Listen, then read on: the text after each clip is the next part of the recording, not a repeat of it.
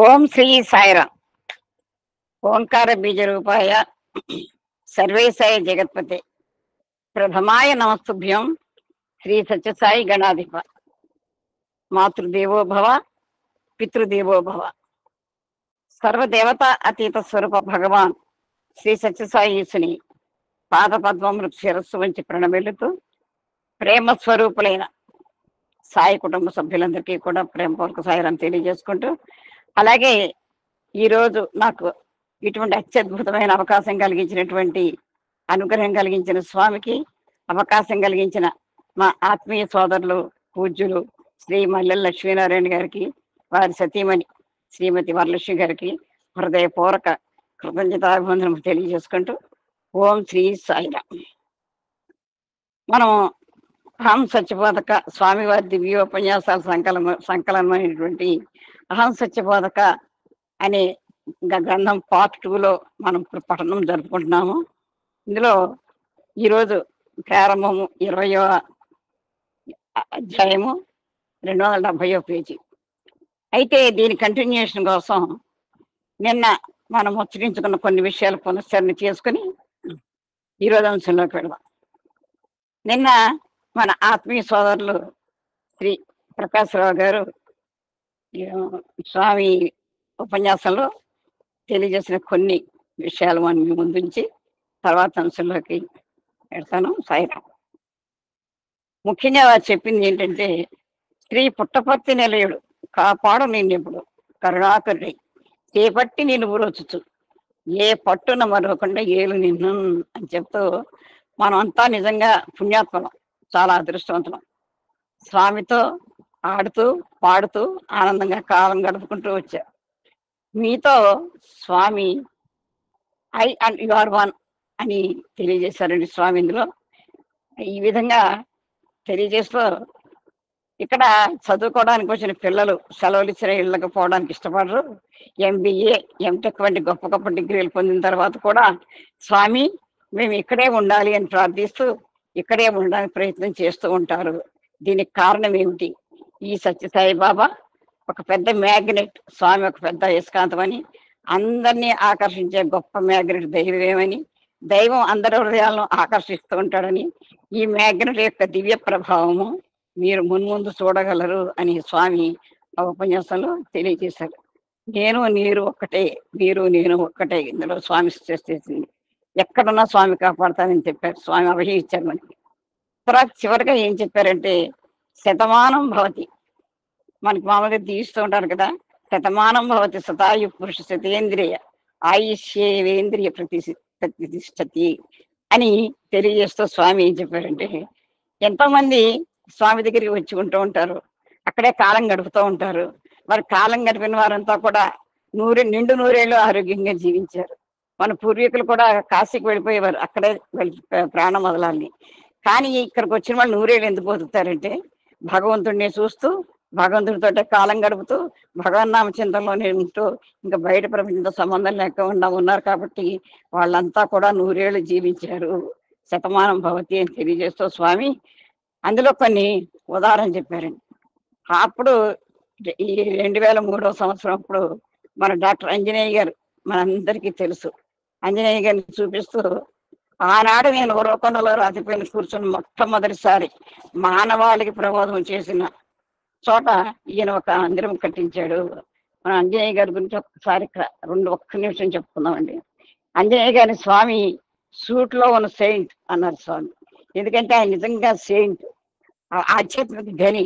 మన సోదరుడు కూడా బాగా తెలుసు. ఆయన ఎటువంటి ఆధ్యాత్మిక ధని అంటే, అసలు చెప్పిన దాన్ని మన బుర్రలోకి వెళ్ళే వరకు మళ్ళీ మన క్వశ్చన్ ఆన్సర్స్ తోటి దాన్ని మన హృదయంలోకి చూపించేంత విశేషంగా ఎన్నో అష్టాదశ పురాణాల సారాన్ని కూడా వారు అలవోకగా చెప్పేసేవారు అంజనేయ గారు. వారితో ప్రయాణం చేసే అదృష్టం మాకు అందరికీ కలిగింది. ముఖ్యంగా వారు ఇండియన్ కల్చరల్ స్పిరిచువాలిటీ గురించి చాలా చక్కగా ఎన్నో క్లాసులు తీసుకుని మాకందరికీ సేవలు అందించడమే కాకుండా అందరికీ కూడా ఎంతో ఆధ్యాత్మికత పెంచారు. స్వామితోటి ప్రయాణం చేశారు, స్వామితో ఉరవకొండలో చదువుకున్నారు. అటువంటి అంజనేయ గారి గురించి నిన్న ప్రస్తావన వచ్చిందండి. ఇక్కడ ఆయన MSc డాక్టరేట్ డిగ్రీ కూడా తీసుకున్నారు డాక్టర్ అంజనేయ గారు. ఉద్యోగానికి రాజీనామా చేసి ప్రస్తుతం ఆంధ్రప్రదేశ్ రాష్ట్ర శ్రీ సేవా సంస్థల అధ్యక్షుడిగా అప్పుడు సేవలు అందించాడు. ఇంకో వైపు చూపించాడు. ఇతని మామ ఈయనకి కూడా ఇక్కడే స్వామి కోసమని 100 ఎకరాల స్థలం తీసి అందులో రకరకాల ఫల వృక్షాలను పెంచి ఆ పళ్ళన్నీ మన పిల్లల కోసం పుట్టపర్తికి పంపిస్తుంటాడు. ప్రస్తుతం ఈయన ఇక్కడే ఉన్నాడు. ఈయనకి 100 సంవత్సరాలు నిండాయి.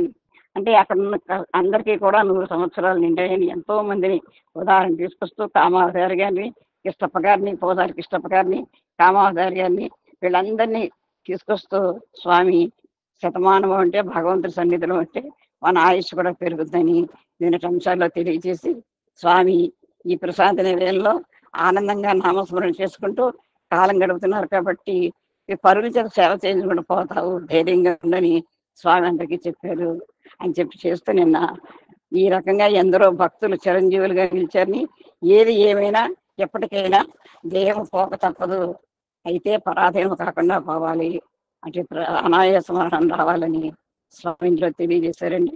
ఇదేంటి 23/11/2003 స్వామివారు అందించిన దివ్య సందేశం. ఈరోజు 270వ పేజీ 20వ ఎపిసోడ్. సమాజ సేవయే జీవితానికి పరమావధి. అంటే మన జీవితానికి గోల్ ఏమిటి, ఎండ్ ఏమిటి, మన లక్ష్యం ఏమిటంటే సమాజ సేవ.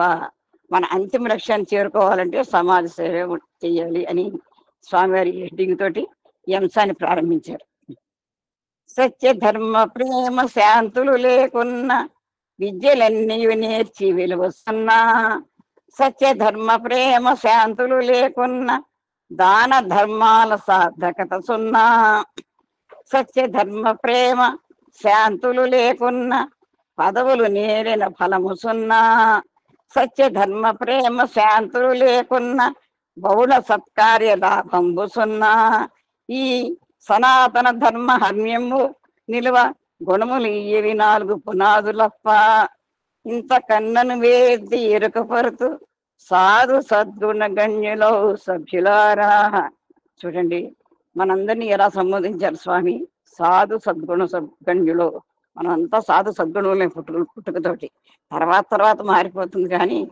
కాబట్టి ఇందులో ఏం చెప్తున్నారంటే సత్యము ధర్మము ప్రేమ శాంతి లేకపోతే ఈ 4 మానవతా విలువలు కనుక లేకపోతే మనం ఎన్ని డిగ్రీలు సాధించినా, ఎంత చదువు చదివినా, ఎన్ని డాక్టరేట్లు పొందినా, ఏం చేసినా వాటికి విలువలు కనుక లేకపోతే ఆ విద్యలన్నీ సున్నా, ఎందుకు పనికిరావు అని చెప్తున్నారు స్వామి.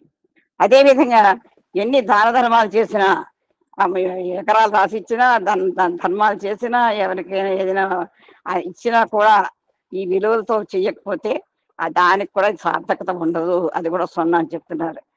ఇంకా ఈ సత్యము ధర్మము ప్రేమ శాంతి లేకపోతే ఎన్ని పదవులు వెళ్ళినా, ఎంత హైయెస్ట్ పొజిషన్కి వెళ్ళినా, ఒక పెద్ద పొజిషన్లో ఉన్న ఆఖరికి రాష్ట్రపతి పదవులు లేని వాళ్ళు కూడా ఈ విలువలు లేకపోతే ఏమీ ఫలితం ఉండదు. మరి సత్యము ధర్మము ప్రేమ శాంతి లేకపోతే బహుళ సత్కార్య లాభము సున్నా. మనం ఎన్ని సత్కారాలు చేసినా, ఎన్ని యాగాలు చేసినా, ఎన్ని యజ్ఞాలు చేసినా, ఎన్ని వ్రతాలు చేసినా, ఏం చేసినా కూడా, ఎటువంటి సత్కర్మలు చేసినా కూడా ఈ విలువ లేకపోతే వాటికి కూడా ఏమీ ఫలితం లేదు. ఈ సనాతన ధర్మహర్మ్యము, మన సనాతన ధర్మం అనే ఈ భవనము దేని మీద నిలబడి ఉన్నది? ఈ సత్యము ధర్మము శాంతి ప్రేమ అనే పునాదుల మీద, 4 పునాదుల మీద హర్మ్యము ఉంది. ఇంతకంటే నేనేం చెప్పను. మనకి ఈ సనాతన ధర్మం అంతా కూడా ఈ 4 పునాదుల మీద నిలిచి ఉంది అని చెప్పి, ఈ 4 పిల్లర్స్ ఈ భవనానికి, ఈ పిల్లర్స్ కనుక ఉంటే ఏం చేసినా కూడా మన సార్థకత కలుగుతుందని స్వామింద్ర తెలియజేశారు. ప్రేమ స్వరూపులారా, మీరందరూ ఇక్కడికి దేనికోసం వచ్చారో దాన్ని మర్చిపోతున్నారు. ఎక్కడికి వెళ్ళినప్పటికీ మనం ఎక్కడి నుండి వచ్చాము, ఎక్కడికి వచ్చాము, దేనికోసం వచ్చాము అనే విషయాన్ని ఎప్పుడూ మరువకూడదు. మనం ఇక్కడికి దేనికోసం వచ్చామో మనం తెలుసుకోవాలి. ఆ విషయాన్ని మనం మర్చిపోతున్నాం. మనం ఎక్కడి నుండి వచ్చామండి? భగవంతుడి దగ్గర నుండి వచ్చాం. అది కూడా ఇందులోకి వచ్చాక మనం తెలుసుకున్నాం. ఎక్కడికి వచ్చాం? ఈ భవసాగరంలోకి వచ్చాం. దేనికోసం వచ్చాం? ఈ భవసాగరం దాటడం కోసం వచ్చాం. ఈ విషయాన్ని మనం ఎప్పుడు మర్చిపోకూడదు అని ఈ స్వామి తెలియజేస్తూ దీనికి ఉదాహరణ ఏం చెప్తున్నారంటే, మనం పోస్ట్ బాక్స్‌లో వేసే కవర్ మీద ఫ్రమ్ అడ్రస్, టు అడ్రస్ 2 లేకుండానే డెడ్ లెటర్ బాక్స్‌కి చేరిపోతుంది. ఎవరికైనా ఏదైనా ఒక కొరియర్ గాని, ఒక పోస్ట్‌లో లెటర్ గాని వేసినప్పుడు దానికి ఫ్రమ్ అడ్రస్, టు అడ్రస్ వేయాలి. ఒకవేళ టు అడ్రస్ రాయడం మర్చిపోతే ఫ్రమ్ అడ్రస్ వచ్చిన వాళ్ళకైనా పెడుతుంది. మరి టు అడ్రస్ వస్తే టు అడ్రస్ వాళ్ళకి పెడుతుంది. 2 లేకపోతే దాన్ని ఏం చేస్తారు పోస్ట్ ఆఫీస్‌లో వేస్ట్ బాక్స్‌లో పడేస్తారు. అదే విధంగా ఇప్పుడు మీరు ఫ్రమ్ అడ్రస్, టు అడ్రస్ తెలియకుండా ఈ ప్రపంచంలో వచ్చి పడ్డారు. అంటే ఇక్కడ ఫ్రమ్ అడ్రస్ ఏమిటి మంది పర్మనెంట్ అడ్రస్ భగవంతుడి నుంచి వచ్చాము. ఆ విషయం మనం తెలియకుండా ఈ ప్రపంచంలో వచ్చి పడ్డాం. నిజమే తెలియకుండానే వచ్చి పడ్డాం. తెలుసుకోవడానికే ఈ ప్రయత్నాలన్నీ చేస్తున్నాం. మనం ఎక్కడ నుండి వచ్చాము, ఎక్కడికి పోతున్నాము, ఎక్కడ ఉన్నాము? ఎక్కడి నుంచి వచ్చామండి? నేను ఎక్కడి నుంచి వచ్చాను? నిడదవోలు నుంచి వచ్చాను. ఎక్కడికి వెళ్తున్నాను? ప్రశాంతి నిలయం వెళ్తున్నాను. ఎక్కడ ఉన్నాం? మధ్యలో ఉన్నాం. ఇది కాదు స్వామి చెప్పేది. మనం ఎక్కడి నుంచి వచ్చామంటే ఆ పరమాత్మ నుంచి వచ్చాము. ఎక్కడికి పోతున్నామంటే ఏ మార్గంలో ప్రయాణం చేస్తున్నాం మనం. పరమాత్మ నుంచి వచ్చామా అనుకుంటున్నాం కదా! ఆ మార్గంలో ప్రయాణం చేస్తున్నామా? మరి ఎక్కడున్నాం? అంటే ఏ స్థితిలో ఉన్నాం మనం? ఆ ప్రయత్నంలో ఉన్నామా? ఆ సాధనలో ఉన్నామా? అని ఈ మూడింటిలో ఏదో ఒక అడ్రస్‌నైనా మీరు గుర్తించాలి. ఏ ఒక్కటైనా గుర్తించుకోలేకపోతే మీ జీవితమే వ్యర్థమైపోతుంది. ముందుగా ఎక్కడి నుంచి వచ్చామో తెలుసుకోవాలి. మనం ఏ మార్గంలో ప్రయాణం చేస్తున్నాము? లౌకిక మార్గంలో ప్రయాణం చేస్తున్నామా? దైవత్వం తెలుసుకోవడం కోసం ఆధ్యాత్మిక మార్గంలో ప్రయాణం చేస్తున్నామా? అని మనం ఒక్కసారి ఆలోచించుకోవాలి. ఎక్కడ ఉన్నాం అంటే ఏదో ఇక్కడ ఈ ప్రెజెంట్ అడ్రస్ కాదు. ఏ ఏ స్థితిలో ఉన్నాం మనం? ఏమైనా తెలుసుకున్నామా? కాస్త అయితే మనం ఇక్కడ కొంచెం తెలుసుకుంటున్నామండి. అది మాత్రం చెప్పగలం. కాబట్టి ఇటువంటి పుస్తకాలు చదవమన్నా, 4 మాటలు చెప్పమన్నా మనం చేయగలుగుతున్నాం. మనం స్వామి దయతోటి, స్వామి అనుగ్రహంతోటి ఆ మార్గంలోనే ప్రయాణం చేస్తున్నామని నేను భావిస్తున్నాను. అందరూ ప్రయాణం చేస్తున్నారు. మా సోదరులైతే 24 గంటలు దాంట్లోనే ఉంటున్నారు. కాబట్టి ఒక అడ్రస్ అయినా గుర్తించమంటారు. అంటే మన ఫ్రమ్ అడ్రస్ అయినా గుర్తించాలి, లేకపోతే టు అడ్రస్ అయినా గుర్తించాలి, లేకపోతే ప్రెజెంట్ అడ్రస్ అయినా గుర్తించాలి. మీ జీవితాన్ని గంగపాలు చేసుకోకండి. అంటే ఈ జీవితం ఎందుకొచ్చింది? ఈ మానవత్వాన్ని తెలుసుకొని దైవత్వానికి ప్రయాణం చేయడానికే ఈ మానవ జీవితం వచ్చింది. ఇది మనం చాలా సార్లు తెలుసుకున్నాము. అయితే ఈ వచ్చిన జీవితాన్ని గంగపాలంటే వృధా చేసుకోవద్దంటారు స్వామి. మనం ఏదైనా ఒక పని చేసామనుకోండి, అది చాలా కష్టపడి పని చేస్తాం. చివరికి అది సక్సెస్ కాకపోతే ఏమవుతుంది? అయ్యో! గంగపాలైపోయింది అంటాం. అంటే గంగలో ఏదైనా వేస్తే గంగలో కొట్టుకుపోతుంది కదా! అలా వృధా అయిపోయింది అనుకుంటాం. అదే విధంగా ఈ జీవితం అనే ఈ దేహం అనే పనిముట్టు, ఈ జీవితము మనకొచ్చింది కాబట్టి దీన్ని వృధా చేసుకోవద్దు. సద్వినియోగం చేసుకోమని స్వామివారు తెలియజేస్తున్నారు. దీనికి ఒక చిన్న ఉదాహరణ చెప్తున్నారు స్వామి. ఈస్ట్ గోదావరి, వెస్ట్ గోదావరి వంటి ప్రదేశాల్లో చాలా మంది వ్యాపారస్తులు నది దాటడానికి పడవల్లో బయలుదేరిపోతూ ఉంటారు. ఒక పడవలో ఒక వ్యాపారస్తుడు వచ్చి కూర్చున్నాడు. ఈ ఈస్ట్ గోదావరి, వెస్ట్ గోదావరి ఈ పడవ ప్రయాణం ఇదంతా మేమంతా చేసిన వాళ్ళమే. ఇప్పటికి కూడా ఆ కోనసీమ అటు సైడు రైలు మార్గాలు లేవండి. ఈ కాలువలు, గోదావరి తీరం ఇదంతా స్వామివారు కూడా ఈ లాంచీలో అందరితోటి ప్రయాణం చేసి ఆ వరదను కూడా ఒక్క క్షణంలో కన్ను మూసి తెరిచే లోపల అవతల ఒడ్డుకి చేర్చడం కూడా జరిగింది. అటువంటి గోదావరి నదిలో స్వామివారు కూడా ఆ లాంచీలో ప్రయాణం చేశారు. ఇక్కడ ఈ వ్యాపారస్తులంతా కూడా ఈ ప్రయాణ సౌకర్యాలు లేని రోజులు మేము కూడా చిన్నప్పుడు వల్లకట్లు, పడవలు, నావలు, బోట్లు ఇలాంటివి ఉండేవి. వాటి ద్వారా కాలువ దాటి అవతల వైపు వెళ్ళేవాళ్ళం అనమాట. అదేవిధంగా ఈ ఈస్ట్ గోదావరి అంతా కూడా కాలువ ప్రదేశమే. అప్పుడు వ్యాపారస్తులు ఏం చేసేవారంటే ఆ పడవల్లో బయలుదేరి వెళ్ళేవారు వ్యాపారం చేసుకుందుకు. ఒక పడవలో ఒక వ్యాపారస్తుడు వచ్చి కూర్చున్నాడు. ఆ పడవలో అతను తప్ప ఇంకెవరూ ఎక్కలేదు. ఎక్కడికైనా ప్రయాణం చేసే వ్యక్తులు తోటివారితో ఏదో ఒకటి మాట్లాడుతూ వెళ్తుంటే ఆ ప్రయాణం బడలిక తెలియదు. నిజమే కదా! మనం ఏదైనా ఒక ట్రైన్ ఎక్కామనుకోండి, ప్రయాణం చేస్తూ ఉంటాము. ఆ ప్రయాణంలో మనం ప్రశాంతి ఎక్స్‌ప్రెస్ ఎక్కుతాం. ఎవరో ఒకళ్ళు సాయిరాం అంటారు. అసలు ఇప్పుడు ప్రశాంతి ఎక్స్‌ప్రెస్ అందరూ పతియాత్రలు, అందరూ సాయిరాం, సాయిరాం అంటూనే ఉంటారు. అనుకుంటే ఒక కంపార్ట్మెంట్‌లో భజన మొదలు పెడతారు. అదయిపోతుంది. ఇంకో కంపార్ట్మెంట్‌లో మళ్ళీ వినపడుతుంది. అలా మనం తిరుగుతూ ఉంటే ఆ 12 గంటల ప్రయాణం 12 నిమిషాల్లో అయిపోయినట్టుగా మనకక్కడ అయిపోతుందనమాట. ఎవరైనా తోటి వ్యక్తులు మనతోటి మాట్లాడుతూ ఉంటే. అవి అక్కర్లేని విషయాలు మాట్లాడితే మళ్ళీ విసుగొస్తుంది. ఇటువంటి ఎలాంటి వ్యక్తులతో ప్రయాణం చేస్తే మనకి చక్కగా కాలం గడిచిపోతుంది. కాబట్టి ఇందులో వ్యాపారస్తుడు ఒక్కడే ఎక్కాడు. మరి ఒక్కడు కూర్చుంటే కాలక్షేపం అవ్వదు కదా! ఆ ప్రయాణం మన అందరూ కలిసి ఇలా మాట్లాడుకుంటూ వెళ్తే బడలికి తెలియదు. ఈ వ్యాపారస్తుడు ఏం చేశాడు కాలక్షేపం కోసం పడవ వానితోటి కబుర్లు ప్రారంభించాడు. పడవవాడితో కబుర్లు ప్రారంభించాడు. నాయనా, నీ వద్ద న్యూస్ పేపర్ ఉన్నదా అని అడిగాడు. నా వద్ద పేపర్ లేదు సార్, నాకు చదువు రాదు అన్నాడు. పడవ నడిపేవాడి దగ్గర తెడ్డు పడవ ఉంటాయి కానీ న్యూస్ పేపర్ ఉంటుందా? మరి ఈ వ్యాపారస్తుడు కదా, కాలక్షేపంలో న్యూస్ పేపర్ అడిగాడు. అది ఉండదు కదా, చదువు లేదు. మరి పడవాడు, అయ్యో నీకు చదువు రాకపోతే నీ జీవితంలో సగ భాగం పావు భాగం గంగలో కలిసినట్లే అన్నాడు వ్యాపారస్తుడు. పడవాడికి ఏమీ జవాబు చెప్పలేదు, మౌనం వహించాడు.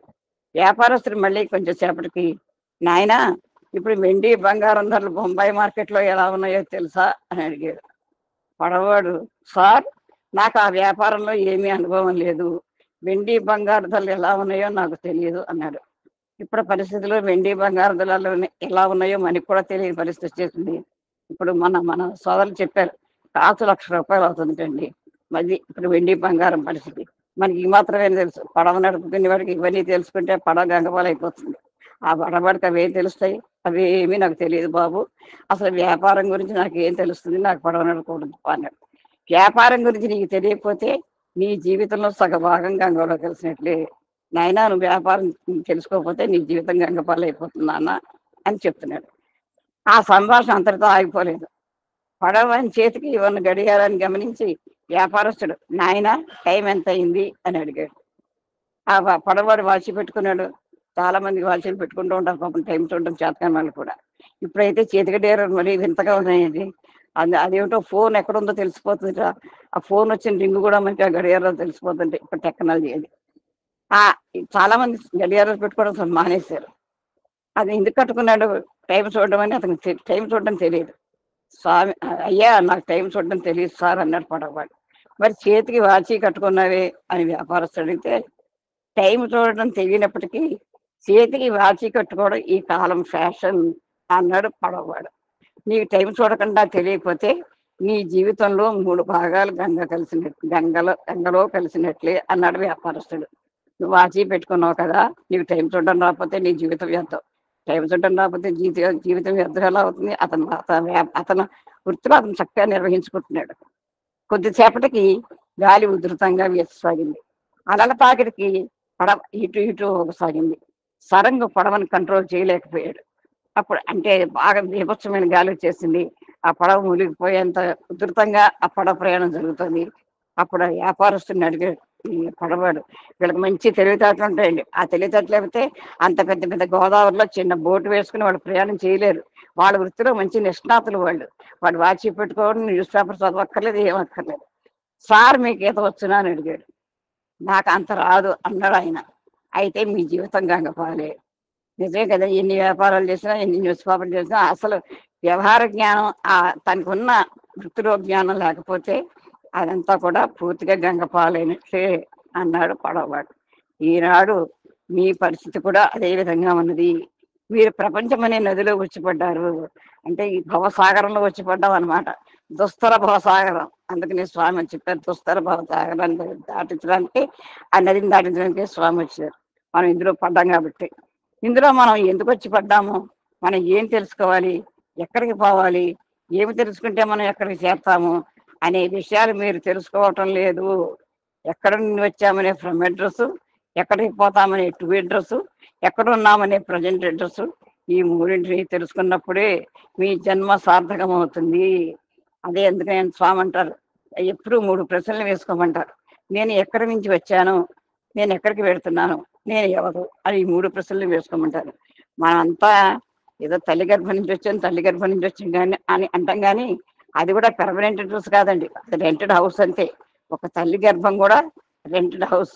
మన పెర్మనెంట్ హౌస్, మన పెర్మనెంట్ అడ్రస్, మనం ఎక్కడి నుంచి వచ్చాము, ఈ సృష్టి అంతా ఎక్కడి నుంచి జరిగింది, ఎవరి చేత సృష్టించబడ్డామో అది మన పెర్మనెంట్ అడ్రస్.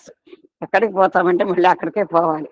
అక్కడికి పోవడానికి చేసేవి ఈ సాధన మార్గాలన్నీ కూడా. మనం ఎక్కడ ఉన్నామనేది ప్రజెంట్ అడ్రస్.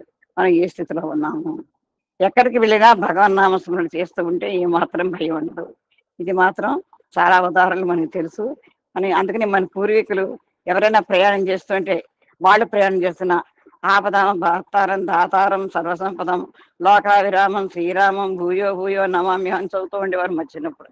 ఏమిటి ఇలా చదువుతూ ఉంటారంటే, ఎక్కడికి వెళ్ళినా ఆపదలు రాకుండా ఉండాలని. భగవత్ చింతనలో ప్రయాణం చేసేవారండి మన పెద్దవారు. అదే విధంగా ఎక్కడికి వెళ్ళినా కూడా భగవన్నామస్మరణ చేస్తూ ఉంటే మనకి మనమే కాదు, మన తోటి వాళ్ళు కూడా ప్రమాదం నుంచి తప్పుకుంటారు. దీనికే స్వామి ఒకసారి ఉదాహరణ మనందరికీ తెలుసు. ఒక ఏరోప్లేన్‌లో అందరూ ఏరోప్లేన్ కూలిపోయింది. అందరూ మరణించారు. మరణించినప్పుడు స్వామి వాళ్ళ వాళ్ళందరూ మరణించారేంటి?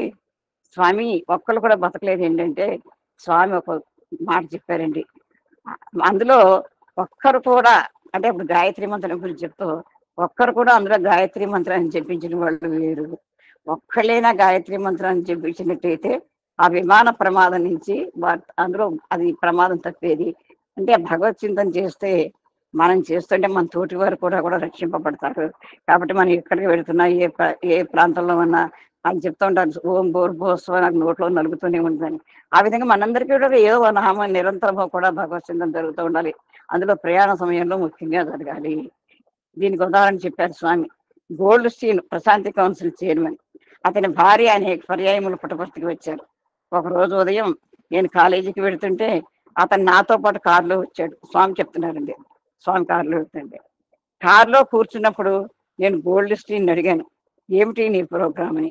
స్వామికి తెలుసు, కానీ అడిగి వాళ్ళ చేత సమాధానాలు చెప్తున్నాడు స్వామి. స్వామి, నేను ఈరోజు బయలుదేరి వెళ్ళాలి అన్నాడు. ఈరోజు ప్రయాణం మానుకో అని చెప్పాను. స్వామి ఈరోజు వెళ్ళి బొంబాయిలో ఒక దినం ట్రైన్ కోసం వెయిట్ చేస్తాను అన్నాడు. ఇవన్నీ నీకు అనవసరం, నేను పోవద్దు అంటే పోవద్దు, టికెట్ వేస్ట్ అయినా పర్వాలేదు అని స్వామి అంత ఖచ్చితంగా చెప్పారు. చెప్పినా సరే ఇంకా వినకపోతే ఏం చేస్తారంటే స్వామి ఒకటే మాట మాట్లాడతారు. ఈ అనుభవం మాకు కూడా ఉంది. అప్పుడు ఆ రోజుల్లో మేము స్వామితో చెప్పి వెళ్ళేవాళ్ళం. స్వామి పెడతామంటే ఆయన చూసి కళ్ళు ఆనందంగా చిరునవ్వు నవ్వితే వెళ్ళొచ్చు. మరి మీ ఇష్టం అన్నారనుకోండి, అది నాకు ప్రత్యక్ష అనుభవం కూడా జరిగింది. సాయిరాం.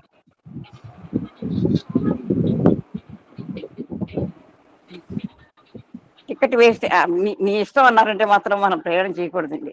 ఎందుకంటే నీ ఇష్టం అన్న తర్వాత ప్రయాణం చేసి కోమాలో కూడా వెళ్ళిపోయి మళ్ళీ బయటకు వచ్చానమాట. ఆయన కూడా అలాగే ఆ టికెట్ ఆ రోజు ప్రయాణం చేస్తే నీ జీవితం వేస్ట్, నువ్వు టికెట్ వేస్ట్ అనుకుంటున్నావు, నీ జీవితమే వేస్ట్ అవుతుందని నువ్వు గుర్తించుకోలేదు, సరే పో అన్నారు స్వామి. ఇంటికి వెళ్ళి లగేజీ సర్దుకుని భార్యాభర్తలు కారులో బెంగళూరుకు వెళ్ళారు.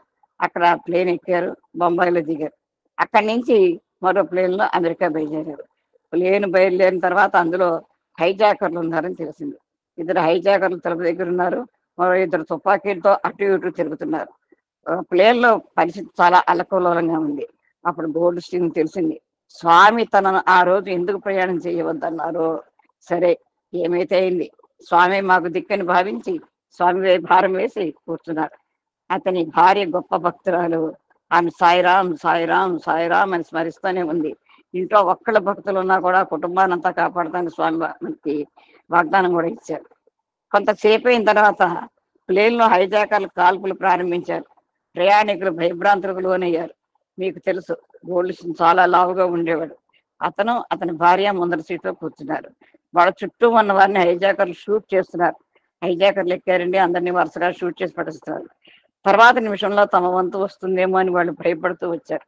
అప్పుడు గోల్డ్ స్టీన్ తన భార్యతో చెప్పాడు, ఈ రోజు స్వామి నన్ను పోవద్దన్నారు, కానీ నేను మొండితనంతో బయలుదేరాను, అందుకు ఫలితం అనుభవిస్తున్నాను అని ఒక హైజాకర్ దృష్టి పడింది.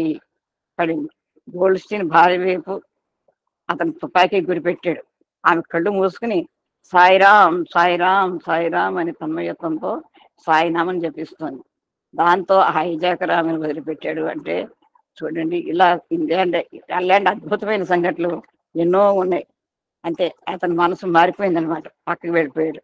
ఈ విధంగా వాళ్ళ సమయం హైజాకర్ చేతిలో బందీలుగా ఉండవలసి వచ్చింది. చాలా సమయం అన్నపానీయాలు లేవు, నిద్ర లేదు, ఈ చింతలోనే వాళ్ళు కుంగిపోయారు.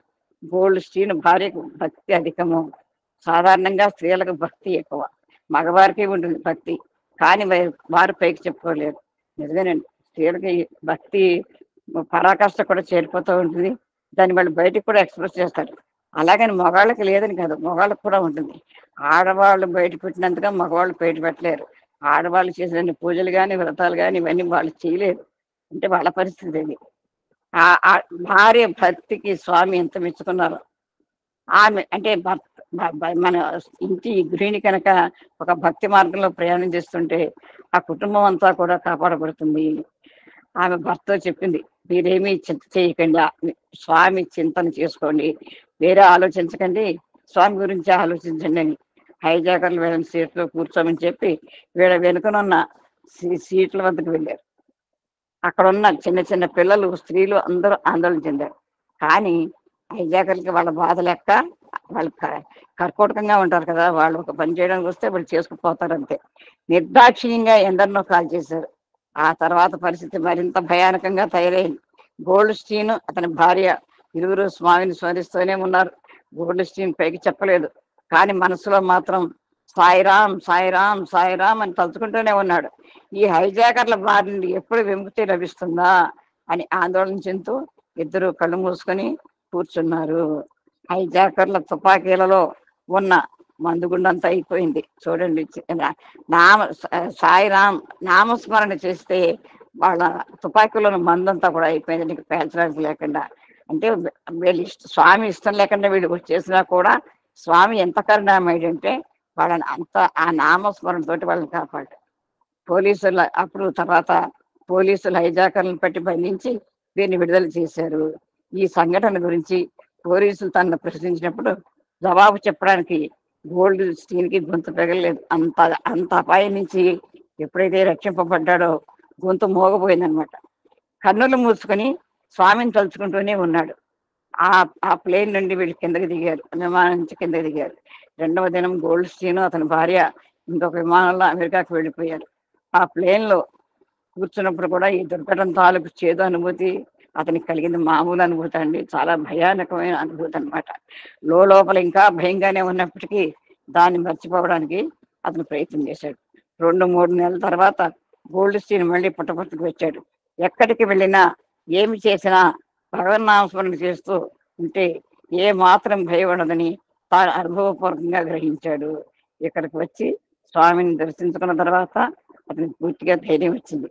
నేను ప్రశ్నించాను, గోల్డ్ స్టీన్ నీవు ఎప్పుడు తిరిగి పెడుతున్నావు అని. స్వామి, నేనేమీ ప్లాన్ చేసుకోలేదు, మీరు ఎప్పుడు వెళ్ళమంటే అప్పుడు పెడతానన్నాడు.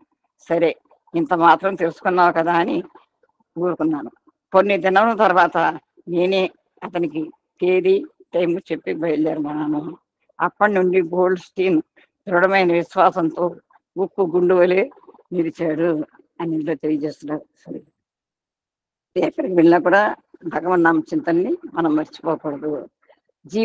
తర్వాత అంశము జీవిత పరమార్థాన్ని గుర్తించండి. జీవితానికి పరమార్థం ఏమిటి అనేది మనం తెలుసుకోవాలి. ఇది జీవితం అంటే ఏదో కానాపైనా సోనాకు వచ్చిందా? కాదు, దీనికి ఒక పరమార్థం అన్నది. ఏమిటా పరమార్థం? పరబ్రహ్మ తత్వాన్ని తెలుసుకోవడమే పరమార్థం. దాన్ని గుర్తించమంటారు స్వామి. మానవ జన్మ ఎందుకు వచ్చింది అనే ప్రశ్నకు చాలా మంది కానా, పీనా, సోనా, మరణ, తినడం, పడుకోవడం, నిద్రించడం, తాగడం, చనిపోవడం ఇందుకోసమే అనుకుంటారు. ఇది చాలా పొరపాటు. జీవితంలో మీరు చేయవలసినవి ఎన్నో ఉన్నాయి.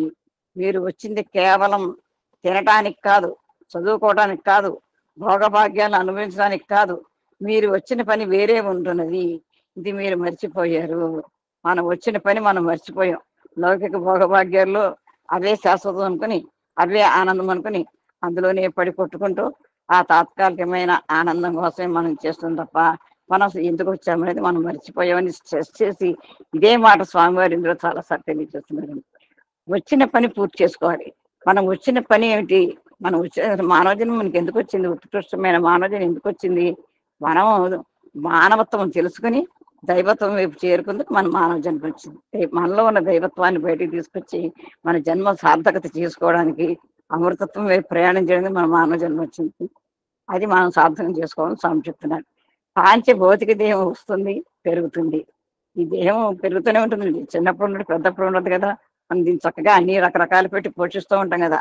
లోపలికి బోళ్ళు వేసి పోషిస్తాం, పైన బోళ్ళు మెరుగులు దిద్దుకుంటూ దీన్ని పోషించి పెంచుతూనే ఉంటాం. అయితే ఈ పెరిగింది తరగక తప్పదు. అది తరిగే లోపునే జీవితాన్ని సార్థకం చేసుకోవడానికి కృషి చేయాలి. అయితే ఈ పెరిగిన శరీరం తరగక తప్పదంటే ఎంత పెరిగినా ఎంత పెంచినా ఇది ఎప్పుడప్పుడు కూలిపోతుంది. ఈ దేహం వెళ్ళిపోతుంది. ఇది శాశ్వతం కాదు. ఇది వెళ్ళిపోయే లోపలే మన జీవితాన్ని సార్థకం చేసుకోవడానికి మనం కృషి చేయాలి. అందుకనే మనమంతా నిత్యము కూడా ఇటువంటి ఆధ్యాత్మిక మార్గంలో ప్రయాణం చేయడం నిజంగా మనకి స్వామి ఇచ్చిన అనుగ్రహము. అందులో ఈ వేదిక మీద రోజు 2 గంటల సమయం ఈ భగవత్ చింతనలో ప్రయాణం చేస్తున్నామంటే మన జన్మత సార్థక చేసుకుందుకు ఒక మార్గాన్ని మనం ఏర్పాటు చేసుకున్నామని మనం ఖచ్చితంగా 100కి 100 మనం చెప్పుకోవాలి. ఈ 2 గంటల టైం వేస్ట్ చేయకుండా మనము ఎంత ఆధ్యాత్మిక మార్గంలో ప్రయాణం చేస్తున్నాము, ఎన్ని విషయాలు తెలుసుకుంటున్నాము. ఇదే మనం నడిచే మార్గం. ఈ జీవిత ప్రయాణంలో మనకు అనేక ఒడిదుడుకులు ఎదురవుతుంటాయి. వాటిని ధైర్యంగా ఎదుర్కొని భద్రంగా నిలిచే శక్తిని మనం సాధించాలి. అదే సరైన ఆధ్యాత్మిక బలం. మనకి ఎన్ని బలాలున్నా అవన్నీ ఆ బలాలన్నీ నీరసాల్లోకి వెళ్ళిపోతాయండి. ఆధ్యాత్మిక బలం కనుక ఉంటే అసలు నీరసం అనేది తెలీదు. మనం ఏదైనా సాధించగలం. ఒక పాట పాడగలం, ఒక వేదం చదవగలం, ఏదైనా చేయగలం, ఇలా మాట్లాడగలం. అటువంటి ఆధ్యాత్మిక బలాన్ని మనం సంపాదించుకోవాలి తప్ప ఈ శారీరక బలాన్ని కాదు, మన ఆధ్యాత్మిక బలాన్ని సంపాదించుకోవాలి. ఇవన్నీ చేసినప్పుడు కష్టాలు వచ్చినా నష్టాలు వచ్చినా వాటిని ఎదుర్కొని మనం సమాన స్థితిలో స్వీకరించి ఆ భగవంతు తత్వంలో మనం ప్రయాణం చేస్తున్నట్టయితే అదే ఆధ్యాత్మిక బలం అని స్వామి చెప్తున్నారు. మధ్యలో ఎటువంటి అవాంతరం వచ్చినా భయపడకూడదు. చాలా మంత్రాలు వస్తూనే ఉంటాయి, సముద్రానికి అలలు వస్తూనే ఉంటాయి, పోతూనే ఉంటాయి. అలాగే ఈ భవసాగరం కూడా ఎన్నో ఒడిదుడుకులు కష్ట నష్టాలు అనే అలలు వస్తూ ఉంటాయి, మళ్ళీ పోతూ ఉంటాయి. కానీ మనకి భయం ఎందుకండి? మన చెంత భగవంతుడు ఉన్నాడు కదా అనే దృఢమైన విశ్వాసం మనకి కలిగి ఉండాలి. దీనికే శంకరాచార్యుల వారు చెప్పారు, పునరపి జననం పునరపి మరణం పునరపి జననీ జఠరే శయనం ఇహ సంసారే బహుదుస్తారే కృపయా పారే పాహి మురారే. ఎంత చక్కగా చెప్పారండి ఆది శంకరాచార్యుల వారు. పుట్టడం, మళ్ళీ మరణించడం, మళ్ళీ పుట్టడం, మళ్ళీ మరణించడం, మళ్ళీ ఆ తల్లి గర్భంలోకి మళ్ళీ వెళ్ళి పడుకోవడం, ఇవన్నీ కూడా వద్దు బాబు, ఈ బౌద్ధ సంస్కార ఈ దుస్తారే, ఈ దుస్తరమైనటువంటి ఈ భయంకరమైన ఈ సాగరాన్ని నన్ను తప్పించ పరమేశ్వర. ఈ మళ్ళీ పుట్టడం, చావడం, మళ్ళీ ఆ తల్లి గడుపులో చేరడం, ఆ తల్లి గడుపులో మళ్ళీ పడుకోవడం, ఆ నరకయాత అనుభవించడం, ఇవన్నీ వద్దు, ఈ సాగరాన్ని నన్ను దాటించు పరమేశ్వర అని మనం ఇందులో శంకరాచార్య వారు ఈ విధంగా మనం భగవంతుని ప్రార్థించాలని చెప్పి మనకి తెలియజేశారు అని ఆది శంకరాచార్య వారు తెలియజేశారు. తల్లి గర్భం నుంచి పుట్టడం, చావడం ఎందుకైనా మనం వచ్చింది కాదు. మనం వచ్చిన పని చాలా గొప్పది. మనం చదివే చదువులను, చేసే పనులను, సంపాదించే ధనము చదివినా ఆ చదువులు చదివినప్పుడు విలువలతో కనుక ఆ వృత్తికి న్యాయం చేయకపోతే అదంతా కూడా మన జన్మ ధన్యం కాదు. ఇప్పుడు సపోజ్ నేనే ఉన్నాను, విలువలు లేకుండా డబ్బులు సంపాదించడానికి ఆ వృత్తి చేసినట్లయితే అది వ్యర్థమే. అది మళ్ళీ జన్మకి మనం మూట కట్టుకోవడం అనమాట. మనం చేసే పనులు, సంపాదించే పనులు మనం చక్కగా సార్థకత కలగాలి. ఏదైనా సేవ చేస్తే మరి సంపాదించే ధనాన్ని కూడా మనం సార్థకంగా గావించుకోవాలి, మార్గాన్ని మనం గుర్తించాలి. అది మనకి ప్రత్యక్షంగా ఇక్కడ కనబడుతోంది. ఆయన రోజు ఎవరికొవరికి ఏదో రూపంగా వాళ్ళకి దానం అనకూడదని సహాయం చేస్తూనే ఉన్నారు. ఎలా మన సత్సాయి సభా సంస్థల్లో ఎంతో మంది స్వామి మనకి నేర్పించారంటే ఈనాటి విద్యార్థులు పట్టుకోటి నిమిత్తమై అనేక చదువులు చదువుతున్నారు. చదువుతున్నారు బోర్డు చదువులు, కానీ స్వామి దీనికి ఏమవుతారని చెప్తున్నారంటే మీరు సర్కస్ చూసే ఉంటారు. కోతులు కూడా అనేక విధమైన విద్యలు నేర్చుకోగలవు. మానవులుగా పుట్టిన మీరు కూడా కుక్కలు, నక్కలు, కోతులే ప్రదర్శిస్తే ఇంకా విద్యను అభ్యసించే ప్రయోజనం ఏమిటి? పూర్వం కోతులు నడించేవారు. ఆ తల నెత్తి మీద పెట్టుకుంటే అత్తగారికి ఇన్ని అంటే కింద పడేసేది, అమ్మగారికి ఇన్ని అంటే నెత్తిని పెట్టుకునేది. మరి దానికి ఎలా వచ్చింది అది విద్య? అటువంటి విద్యను మనం నేర్చుకుంటున్నాము అంటే ఎలా చదివితే దాన్ని అలాగే ఉపయోగిస్తున్నాం తప్ప దానికి మనం విలువలు జోడించట్లేదు. నేర్చిన విద్యను మనం సద్వినియోగపరచుకోవాలి, అంతేగాని ఆ కోతి డ్యాన్స్లా కాదని చెప్పి ఇందులో చెప్తున్నారు. అప్పుడే మనం చదివిన చదువుకి సార్థకత ఏర్పడుతుంది, మనకు సరి అయిన బలముని అందిస్తుంది. మనం వచ్చింది కేవలం చదువు కోసం కాదు, అయితే చదువుకోవాలి, చదువుకోవడం కోసం కాదు. దీనికి స్వామి చక్కగా చావు లేని చదువు చదవాలి అని పద్యం చెప్తారండి స్వామి. మనం వచ్చింది ఈ చదువు కోసం, చదువుకోవాలి. ఎందుకంటే మన జీవిత మనుగడకి, జీవితాన్ని పోషించుకుందుకు, కుటుంబాన్ని పోషించేందుకు ఇప్పుడు ఆ పరిస్థితిలో భార్యాభర్తలు ఇద్దరు కూడా చదువుకుని ఉద్యోగాలు చేయవలసిన పరిస్థితి వచ్చింది. అయితే మనం ఈ చదువుకున్నప్పుడు ఈ చదువుతో పాటు చావులేని చదువు కూడా చదువుకోవాలి. అదే ఆధ్యాత్మిక విద్య. అయితే మంచి డిగ్రీలు తీసుకోవాలి, కానీ డిగ్రీలు తీసుకున్నంత మాత్రాన సరిపోదు. మంచి మంచి డిగ్రీలు తీసుకోవాలి, బాగా చదువుకోవాలి. అందుకే స్వామి అని యూనివర్సిటీస్ పెట్టారు, అని కాలేజెస్ పెట్టారు. కానీ ఆ డిగ్రీలు తీసుకున్నంత మాత్రం సరిపోదు. చదివి వ్రాయి నేర్చిన వారంతా విద్యావంతులేనా, కాలేజీ డిగ్రీలను పొంద విద్యావంతులగున, సుజ్ఞానము సుకృతి లేక విద్య సద్విద్యలగున, బ్రతుకుటికే విద్య అన్న బ్రతుకులేవే పశుపక్షులు. చదువుకోవడం రాసుకోవడం వచ్చిన వాళ్ళంతా విద్యావంతులేనండి. అందరూ బోడు చదివారు, వాళ్ళంతా విద్యావంతులు కాదంటున్నారు స్వామి.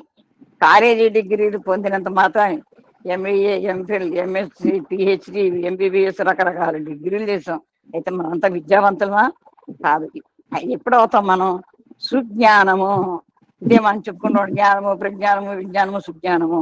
అంటే సుజ్ఞానము అనేది విశిష్టమైన జ్ఞానము అని తెలుసుకొని, సుకృతి అంటే మంచి విధంగా మనం ప్రయాణం చేస్తే, లేకపోతే కనుక ఆ విద్యను సరైన మార్గంలో ప్రవేశపెట్టకపోతే ఈ విద్యలన్నీ కూడా సద్విద్యలు కాదు. బ్రతుకుటికే విద్య అవసరం అనుకుంటే పశుపక్షాతులు కూడా బతుకుతున్నాయి కదా, అవి ఏం చదువుకొని బతుకుతున్నాయి? ఆ పళ్ళు ఏం చదువుకొని తింటున్నాయి? అవన్నీ జీవనం మనకు సాగిస్తున్నాయి కదా. మారు పోసిన వాడు నీరు పోసాడు అన్నట్టుగా ఈ చదువు కోసమే విద్య అయితే అది కాదు. మనం చదువుకున్న విద్యని విలువలతో కూడి మనం సంఘంలో ప్రవేశపెట్టినప్పుడు మన విద్యకి సార్థకత చేయగలుగుతుంది. ఎన్ని డిగ్రీలు తగిలించుకున్నామని కాదు, ఆ డిగ్రీల వల్ల మనం ఏమి సమాజానికి అందించామనేది మనం తెలుసుకోవాలి. లేకపోతే ఎవరైనా బతికేయచ్చు మామూలుగా. కాబట్టి అని స్వామి విద్య గురించి ఇక్కడ తెలియజేశారు. జీవనోపాధితో పాటు జీవిత పరమావధిని కూడా లక్ష్మణంగా ఉంచుకున్నప్పుడే మనం చదివిన చదువు సార్థకం అవుతుంది. ఈ విద్యలన్నీ కూడా జీవనం మనుగడ సాగించడానికి. మన జీవితం end of education is character అన్నారు స్వామి. మన జీవిత పరమావధి ఏమిటంటే, ముందు చెప్పారు కదా, మనం ఎక్కడికి వెళ్ళాలి అని తెలుసుకోవడమే అల్టిమేట్ గోల్, అంతిమ లక్ష్యము. దాని గురించి అది ఉంచుకున్నప్పుడు మన చదువు సార్థం అవుతుంది. అంటే కానీ ప్రతి మానవుడు తాను వచ్చిన పని లక్ష్యంలో పెట్టుకోవాలి. నేను ఎంబీఏ పాస్ అయ్యాను, దండిగా డిగ్రీలు పొందాను అని గొప్పలు చెప్పుకుంటే ప్రయోజనం లేదు. నేను ఇప్పుడు ఏదో చదివాను, దానివల్ల గొప్పలు చెప్పుకుంటే ప్రయోజనం లేదు. వాటిని స్వామి ఏ విధంగా ఆ పేద పేషెంట్లందరికీ సేవ ఏ విధంగా చేస్తున్నారో, నేను కూడా ఆ విధంగా సేవ చేసినప్పుడే ఆ చదువు సద్వినియోగించే అవుతుంది తప్ప లేకపోతే వృధా చదివినంత. మొట్టమొదట మనం వచ్చింది ఎందుకో గుర్తించాలి. దీన్ని గుర్తించుకునే శక్తి ఒక్క మానవుని ఎందు మాత్రమే ఉన్నది. ఏదో వచ్చాం, బాగా డబ్బు సంపాదించాం, బ్యాంకులో పెట్టాం, పిల్లల్ని చదివించాం, వాళ్ళని ఫారెన్ పంపించాం, కానీ ఇంత మాత్రం చేత జీవితం సార్థకం కాదే. మీరు వచ్చింది ఎందుకో దాన్ని మరువకుండా ఉండాలి. కానీ ఈనాడు మీరు వచ్చిన పని ఒకటి, దాన్ని మర్చిపోయి చేస్తున్న పని మరొకటి. మీరు ఇంకా ఈ ప్రపంచంలో ఉన్నారు, కడపటి వరకు మీరు శాంతిని అనుభవించాలి, నిత్యమైన ఆనందమును పొందాలి. మనం ఇంకా ఈ ప్రపంచంలో ఉన్నాం కాబట్టి మన జీవిత లక్ష్యం ఏంటంటే లాస్ట్ బ్రెత్ వరకు కూడా శాంతితోటి నిత్యమైన సచ్చితానందాన్ని మనం పొందాలి అని ఈ విద్యల గురించి స్వామి తెలియజేస్తున్నారు. మంచి భావంతో సేవలు చేసేవారికి ఎప్పుడూ మంచి జరుగుతుంది. నిజమే. Action reaction, reflection resound. మనం కనుక మంచి మనసుతో సేవ చేస్తే మనకి ఎప్పుడు మంచి జరుగుతుంది. ఇక్కడ ఇందులోనే ఒక చిన్న క్లిప్పింగ్ ఎప్పుడు చదివాను నేను, చిన్న మ్యాటర్. ఒక స్త్రీమూర్తి ఒక షావుకారికి రోజు నెయ్యి పోస్తుందిట, కేజీ నెయ్యి పట్టుకెళ్ళి ఇస్తుందిట. అలాగే ఆ షావుకారు రోజు కేజీ నెయ్యి తీసుకుంటున్నట్ట. తీసుకుంటున్నప్పుడు ఒకరోజు ఆ షావుకారు తూకం వేసి తూకం వేసి చూస్తే అది 900 గ్రాములు ఉందిట నెయ్యి. 900 గ్రాములు నెయ్యి ఉన్నప్పటికీ మా మరుసటి రోజు ఆ స్త్రీమూర్తితో దెబ్బలాగట్ట ఆ వ్యాపారస్తుడు. ఏంటి నువ్వు నాకు ఇంత అన్యాయం చేస్తున్నావు, 900 గ్రాములు నెయ్యి తీసుకొస్తున్నావు ఏమిటి అంటే, ఆ శ్రీమూర్తి చెప్పిందిట, బాబు నా దగ్గర నాకేమీ తెలియదు, నా దగ్గర ఏంటి అది త్రాసు లేదు, తక్కెడు లేదు, నేనేమీ తోచట్లేదు. మీరు నాకు కేజీ పంచదార ఇమ్మంటే, కేజీ కందిపప్పు ఇమ్మంటే మీరు ఇచ్చారు. ఆ పొట్లం ఒకటి పెట్టుకున్నాను, ఆ పొట్లం ప్రకారం తూచి మీకు తెచ్చిస్తున్నాను అని చెప్పిందిటండి. అంటే అతను రోజు చేసిన మోసం ఏంటంటే ఆ పొట్లాల్లో 900 గ్రాములే కడుతున్నాడు అనమాట. ఆ 900 గ్రాముల నెయ్యిని ఈవిడ పట్టుకెళ్ళిస్తుంది. అంటే అతను ఖచ్చితంగా నిక్కచ్చిగా కనుక కేజీ ఇస్తే అతనికి కూడా కేజీయే వెళ్ళేది. ఇది సందర్భమో కాదో నాకు తెలియదు కాబట్టి, కానీ మనం ఎటువంటి పని చేస్తే అటువంటిదే మనకి తిరిగి వస్తుందని దానికి ఒక చిన్న ఉదాహరణ నాకు ఇప్పుడు జ్ఞాపకం వచ్చింది. దీనికి స్వామి మన మహాత్మా గాంధీని ఉదాహరణ చెప్తున్నారు. మహాత్మా గాంధీ లండన్కి వెళ్ళి బారిస్టర్ డిగ్రీ పొందాడు. గాంధీ గారి గురించి అందరికీ తెలుసు. మనం ఇక్కడ ముచ్చటించుకోవట్లేదు, ప్రతి వాళ్ళు ఇప్పుడు చెప్పండి చెప్తారు. తాను చదివిన చదువును సమాజ సేవలో సద్వినియోగపరచుకోవాలని ఆశించాడు. ఇండియా తిరిగి వచ్చిన తర్వాత తాను కాంగ్రెస్ లో ప్రవేశించి దేశ స్వాతంత్ర్యం కోసం తన సర్వస్వాన్ని త్యాగం చేశాడు. ఎన్ని కష్టములు ఎదురైనప్పటికీ ఆయన తన దీక్ష విరమించుకోలేదు. ఎన్ని కష్టాలు పడ్డాడండి, ఎంత కష్టపడ్డాడు స్వాతంత్రం కోసం. నిజంగా బారిస్టర్ చదువు వదిలేసి దేశం కోసం ప్రాణాలు కూడా అర్పించాడు. ఆయన భార్య కస్తూరిబాయి చాలా గుణవంతురాలు. గాంధీ జైలులో ఉన్నప్పుడు ఆమె తన సేవా కార్యక్రమాలను కొనసాగిస్తూనే ఉంది. అయ్యో నా భర్త జైల్లో ఉన్నారని ఆవిడ బాధపడుతూ కూర్చోలేదు. ఆవిడ ఏదైతే సేవ చేయాలనుకుందో సేవ చేస్తూనే ఉంది. ఆ సేవలే ఆమెను అన్ని విధాలుగా రక్షిస్తూ వచ్చాయి. ఆ సేవల వల్ల, స్వాతంత్ర పోరాటం వల్ల భార్యాభర్తల మధ్య వియోగం సంభవించేది. పాపం ఎంతకాలమో ఆ రోజుల్లో ఈ ఫ్రీడమ్ ఫైటర్స్ అంతా కూడా భార్యలు దూరంగా ఉండేవారు. మా ఇంట్లో కూడా మా పెద్దమ్మ గారు ఆయన ఫ్రీడమ్ ఫైటర్ ఎక్కడెక్కడ దాక్కునేవాడు, ఎప్పుడు ఇంటికి వచ్చేవాడు కాదు. అంత వియోగంతో ఉండేవారండి. కానీ ఏది చేసినా ఇది నా మంచి కోసమే అనుకునేది కస్తూరిబాయి. ఈ విధంగా మంచి భావంతో మంచి సేవలు చేసేవారికి ఎప్పుడు మంచే జరుగుతుంది. కట్టకడపటికి భారతదేశానికి స్వాతంత్రం వచ్చింది. జవహర్లాల్ నెహ్రూ తొలి ప్రధానమంత్రి అయ్యాడు. జవహర్లాల్ నెహ్రూ కూడా మనందరికీ తెలుసు, మంచి మనసు కలవాడు. ఆయన జైల్లో ఉంటూనే ఎన్నో ఉత్తరాల ద్వారా ఆ ఇందిరాగాంధీకి దేశం కోసం, దేశ ఉన్నతి కోసం, ఈ స్వాతంత్ర పోరాటం గురించి ఎన్నో ఉత్తరాలు రాసి అందజేసి ఆ ఇందిరాగాంధీ గారిని ఆయన చక్కగా తీర్చిదిద్దాడు. మరి అటువంటి త్యాగం చేసిన ఎందరో మహనీయుల కృషి ఫలితంగా మన దేశానికి ఆ బానిసత్వం నుంచి, ఆ దాస్య శృంఖలాల నుంచి విడిపడి స్వాతంత్రం సిద్ధించింది. అయితే మనం కోరవలసింది కేవలం స్వాతంత్రం కాదు. అంటే ఇక్కడ మనం కోరవలసింది ఇండిపెండెన్స్ కాదు. నా ఇష్టం వచ్చేటట్టు నేను ఉంటాను, మరి ప్రజాస్వామ్య దేశం ఇది, నేను ఏదైనా మాట్లాడవచ్చు, నాకు మన దేశానికి స్వాతంత్రం వచ్చేసింది అని కాదు. స్వరాజ్యం కోరాలి. స్వరాజ్యం ఏంటి? మన లోపలే ఉన్నది హృదయ సామ్రాజ్యం, అది స్వరాజ్యం, భగవంతుడి రాజ్యం. దాన్ని కోరుకోవాలి. స్వాతంత్రాన్ని కాదు, స్వరాజ్యాన్ని కోరుకోవాలి. అది హృదయంతో సాధించవలసింది.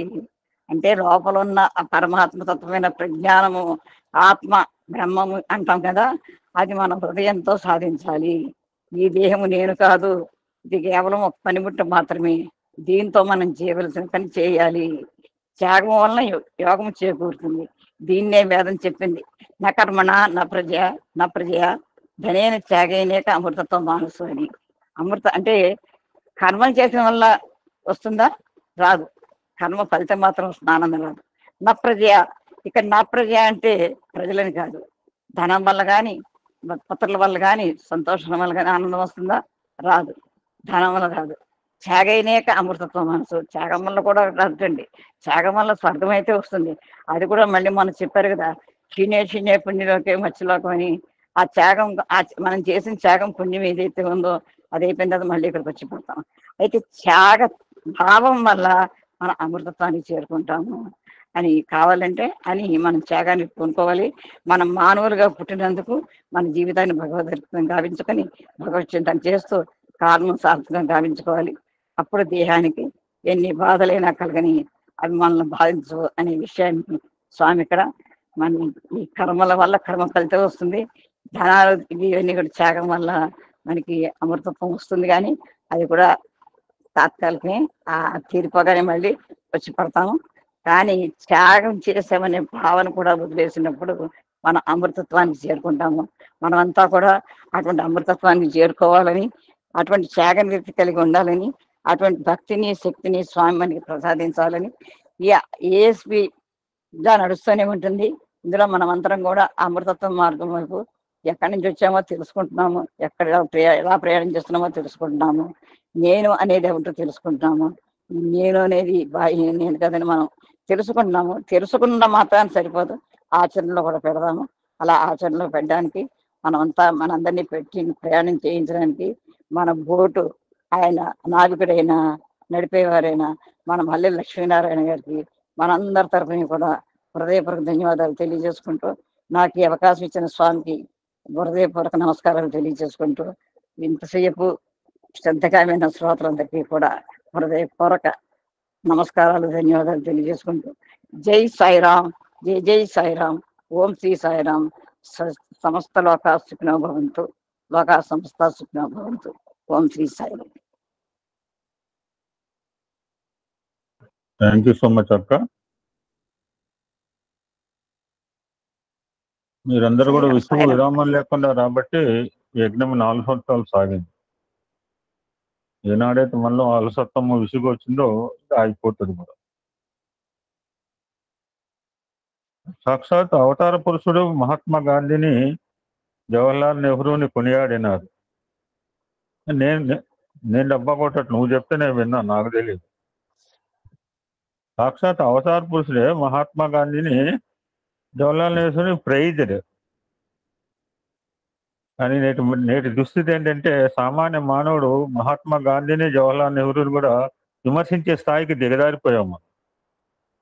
మరి వాడికి ఏమి ఎలిజిబిలిటీ ఉందో తెలియదు. గాంధీని విమర్శిస్తాడు, జవహర్లాల్ నెహ్రూని విమర్శిస్తాడు. అవతార పురుషులు కొనియాడితే మన సామాన్య మానవుడు విమర్శిస్తున్నాడు మహాత్మా గాంధీని. ఏం చేశాడు వాడికి ద్రోహం? మరి అంటే మనం తెలివి ఎక్కడ ఉందంటే మోకాల్లోకి పోతుంది అనమాట చివరికి. You should not do like that. నువ్వు అనుకోకుండా స్వాతంత్రం గురించి చెప్పావు, అనుకోకుండా సబ్జెక్ట్ నా దగ్గర ఒక చిన్న బిట్ దొరికింది. ఇదంతా కాకతాళేమో, నువ్వేదో చెప్పావు, నాకు 2 ఉండాలని లేదు. నాకు 1,00,000 గ్రంథాలు ఉంటాయి. యాక్చువల్గా ఈ టాపిక్ లో లేదు, వాళ్ళు చెప్పే అంశంలో అది లేదు. కానీ నువ్వు అన్నావు కదా అని ఒక మాట చెప్పి you can go to will relax, హ్యాపీగా సరదాగా మాట్లాడుకుందాం. ఇవాళ కఠినమైన పదాలు లేకుండా we enjoy the beauty for tomorrow's programme. ఒక సందర్భంలో ఇందాక నువ్వు ఎలాగో మళ్ళీ త్యాగంతోనే మొదలుపెట్టినావు. ఎక్కడ పోయినా అక్కడికి వస్తాం మనం. భరత భూమి భోగభూమి కాదు, ఇది త్యాగభూమి, యోగభూమి, కర్మభూమి, వేదభూమి. ఎన్నోసార్లు చెప్పారు. నువ్వు అన్నావని చెప్తున్నా. యాక్చువల్గా నాకు చెప్పాలని ఐడియా లేదు. సడన్ గా నాకు పక్కనే ఉంది రెడీగా. మీకు రెడీగా ఉండదు ఇది, మీరు ఎత్తుకుంటే తప్పితే దొరకదు. అది నాకు ఎందుకు రెడీగా ఉందో నాకు తెలుసు. ఈ పవిత్ర భూమి అనేక సంవత్సరములు పరదేశ ప్రభుత్వం యొక్క హస్తగతమై భౌతిక దృక్పథంలో పడినది. నువ్వు ఒక మాట అన్నావని చెప్పి ఇది పట్టుకున్నాం. స్వాతంత్రము లభించినది కానీ ఇంకా దీనికి స్వరాజ్య సిద్ధి కాలేదు.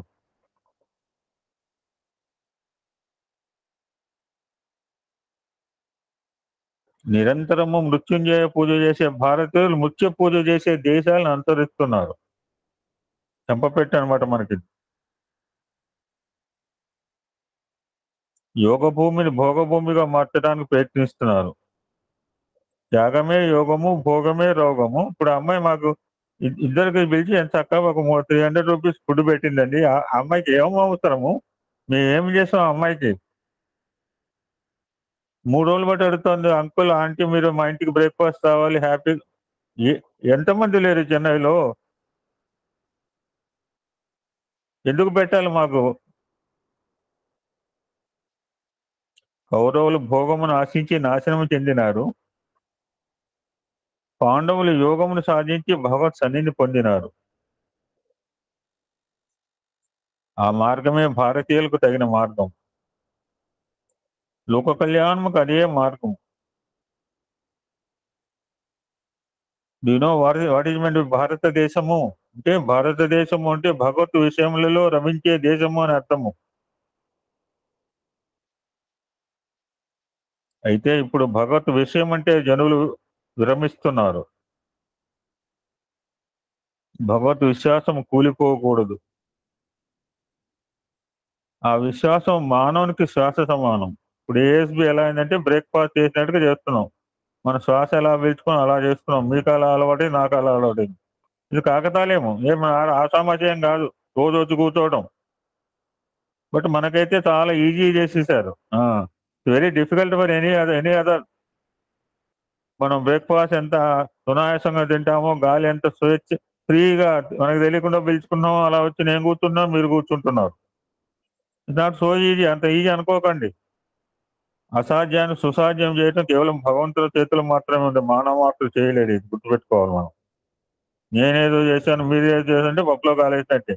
నేనైతే ఏం చేయలేదు. ఆ విశ్వాసం మానకి శ్వాస సమానం. అది లేకపోతే జీవితం శవము కాదు, శవము. పరమాత్మ ఎప్పుడు అండగా దండగా ఉన్న నమ్మితే ఉత్సాహము, ధైర్యము, సత్శీలము. మిత్ర షడ్వర్గాల్లో 3. దేవుడు నా దగ్గర ఉంటే ఎప్పుడు హ్యాపీగా ఉంటాయి. ఏడుపు మొహాలు ఉండవు. ఇప్పుడు ఆ అమ్మాయి మాకు పెట్టింది, ఎంత ఆనందంగా పెట్టింది. నెవర్ ఫెల్ట్ అలసిపోయానే, పొయ్యి దగ్గర కూర్చున్నానే, పెనం మీద. నెవర్ ఫెల్ట్ చక్కగా ఆనందంగా హ్యాపీగా ఇంకా కావాలా తిన అనుకో, ఇంకా కావాలి పెసరట్లు ఉప్మా పెట్టింది. అంటే లోపల చేయాలని తపనుంటే అలా ఉంటుంది. ఇదెక్కడ కర్మ, ఇదెక్కడ దాపురించాడంటే ఏడుస్తూ పెడతాం. భగవంతుడు నా దగ్గరే ఉన్నాడు. పరమాత్మ ఎప్పుడు అండగా ఇందాక అంటుంది ఒక అమ్మాయి, ఎక్కడ పోయి ఎప్పుడు మీ ఇంట్లోనే ఉంటాడు. మా ఇంట్లో నీ ఇంట్లో కూడా ఉన్నాను నిర్మల. సాయిరామ్ సార్, సాయిరామ్. కానీ అది ఉంటే చిన్న పుట్టపర్తి సార్ మీ ఇల్లు. నీ భావన అది, నీ భావన అది. అవును సార్, సాయి అక్కడే ఉన్నాడు. యద్భావం తద్భవతి అది. సో ఎప్పుడు దేవుడు నాతోనే ఉన్నాడు అని నమ్మితే మనకు ఉత్సాహంగా ఉంటాం, ధైర్యంగా ఉంటాం, సత్యాలు అభివృద్ధి ఉంటాయి. అప్పుడు అందరూ కూడా సనాదులే. అనాథనాథని భజనలు పాడక్కల మనం సనాదులు అనాథలు ఉంటే ఆయనే పాపం. సో ఎవ్రీబడి సనాథ, నాట్ అనాథ. ఈజ్ ఓన్లీ అనాథ.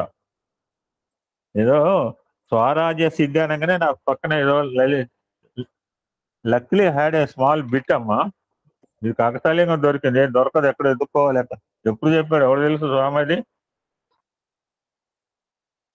హ్యాపీగా టుడే అసలు తలకాయ నొప్పి లేకుండా, శిరోభారం ఉంటే తగ్గించుకునే విధంగా, కూల్గా, ఆనందంగా స్వామితో ఒక కుర్రవాడి యొక్క ఎక్స్పీరియన్స్ తెలుసుకుందాం హ్యాపీగా. Try to finish today. మళ్ళీ రేపు ప్రోగ్రామ్ వేరే ఉంటుంది, ఎల్లుండి సంగతి నాకు తెలియదు. So at least try to finish this episode today. Swami students experience with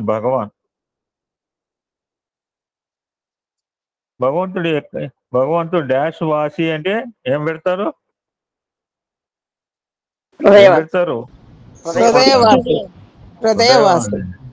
మీకు బాగా ఎక్కిపోయింది పిచ్చిపో, ఫుల్ పిచ్చి ఎక్కింది మీకు. ఎస్, స్వామి అంటే ఎవరో మాకు తెలియక ముందు కూడా మా తండ్రి గారు ఒక కుర్రాడు ఎక్స్పీరియన్సెస్ అన్నమాట. ఒకసారి వారి తల్లిదండ్రులను సోదరిని తీసుకుని హరిద్వార్ వెళ్ళేట. స్వామి స్టూడెంట్ ఎక్స్ప్లెయిన్ చేస్తున్నాడు అతనికి అనుభవాలు. ఫస్ట్ నుంచి కూడా ఆ పిల్లగాడి తండ్రి స్పిరిచువల్ జిజ్ఞాస కలిగిన వాట. ఎప్పుడైతే స్పిరిచువల్ జిజ్ఞాస ఉందో వాడు కాస్త అప్పుడప్పుడు కూడా ఆధ్యాత్మిక సందేహాలు కలుగుతూ కూడా ఉంటాయి. స్పిరిచువల్ డౌట్స్ అంటారు. ఆ హరిద్వార్లో ఒకరోజు అలా ఉన్నప్పుడు ఆయన మనసులో రకరకాల ప్రశ్నల గురించి ఆలోచిస్తూ రోడ్డు మీద పోతూ ఆలోచిస్తూ యాక్సిడెంట్ అయ్యే అవకాశం ఉంది. మన కింద పడితే వెనక నుంచి గుద్దొచ్చు కూడా. Be careful on the road మీద ఆలోచించకూడదు. జాగ్రత్త అండి బాబు. నేను జాగ్రత్త, మీరు కూడా జాగ్రత్త. రోడ్డు మీద నడిస్తే మాత్రం రోడ్డు మీద ఆలోచించదు. అందులో నగరాల్లో అయితే అసలు ఆలోచించద్దు. పల్లెటూరు పర్వాలా. ఈ స్పీడ్ యుగంలో ఏదో ఒక బండి వచ్చి కొట్టేస్తుంది అంతే. బాగా చెప్పినావమ్మా. మీ ఊరు కూడా అంటే మా ఊళ్ళో అనుకున్నా. అయితే మీ ఊళ్ళో కూడా జాగ్రత్తగా నువ్వు. ఎక్కడైనా అంతే. సాయిరామ్ ఉన్నాడు, సాయిరామ్ మా తోడు. సాయిరామ్ ఉన్నారు మాకు. ఏం భయం లేదు. సాయినామం చెప్పుకుంటా పోతాం. తన మనసులో తలెత్తిన ప్రశ్నల గురించి ఆలోచిస్తూ నిర్జనంగా ఒక మార్గంలో నడుస్తున్నాడు ఈయన, ఆ పిల్లగాడి తండ్రి. నీకంటే సాయిరాం ఉన్నాడు, ఆయనకి సాయిరాం లేడు. అప్పటికి సూర్యాస్త సమయం అయింది. ఏదో ఆలోచిస్తున్న మైండ్లో నడుస్తున్నాడు. ఇంతలో somebody has call him by name. ఎవడో పేరు పెట్టి పిలుస్తున్నాడు, వెనక్కి తిరిగాడు, చూశాడు అతను. కొంత దూరంలో ఒక సాధువు నిలబడి ఉన్నాడు. నువ్వు మరొక అడుగు ముందుకు వేస్తే లోయలో పడి మరణిస్తావు. అప్పుడు నీ తల్లిదండ్రులను, నీతో వచ్చిన నీ చెల్లిని, ఒరిస్సాలో నీ కుటుంబాన్ని ఎవరు చూస్తారు అన్నారు ఆ సాధువు. This fellow thinking and walking. ఏదో డౌట్లు ఆలోచించుకుంటూ పోతే పరాజయంగా ఉంటే మనం కింద పడతాం, బొందలో పడతాం, లేకపోతే ఏదైనా గుర్తుపడతాం. సహజం ఇది, బయట న్యాచురల్, కల్పనేం కాదు. నేను ఎంత జాగ్రత్త ఉంటే కింద పడ్డాను. సో మా తండ్రి గారు మరింత ఆశ్చర్యపోయి ఆయన వద్దకు వెళ్ళి పాదాలు నమస్కరించకపోతే ఆయన ఈ డినై, ప్రతివాడు కూడా పాదాలు ముట్టుకొని ఎవడు పడితే వాడు. నా పాదాలు స్పృశించవద్దు నాయన, ఈ భూమిపై అవతరించిన భగవంతుని పాద పద్మాలు నువ్వు స్పృశిస్తావు. ఆ దివ్యమైన పాదాలను ఎప్పుడు స్పృశించాలో ఆ భగవంతుడే నీ దగ్గరకు వచ్చి చెప్తాడు అన్నట్ట ఆ సాధు. నేను రిలాక్స్ అవుదామని ఇలా ఈ టాపిక్ సెలెక్ట్ చేసుకున్నాను. డిఫికల్ట్ సబ్జెక్ట్ చెప్పలేక కాదు, 4 సంవత్సరాలు బట్టి విని ఉన్నా. నేను కూడా I want relax today happily.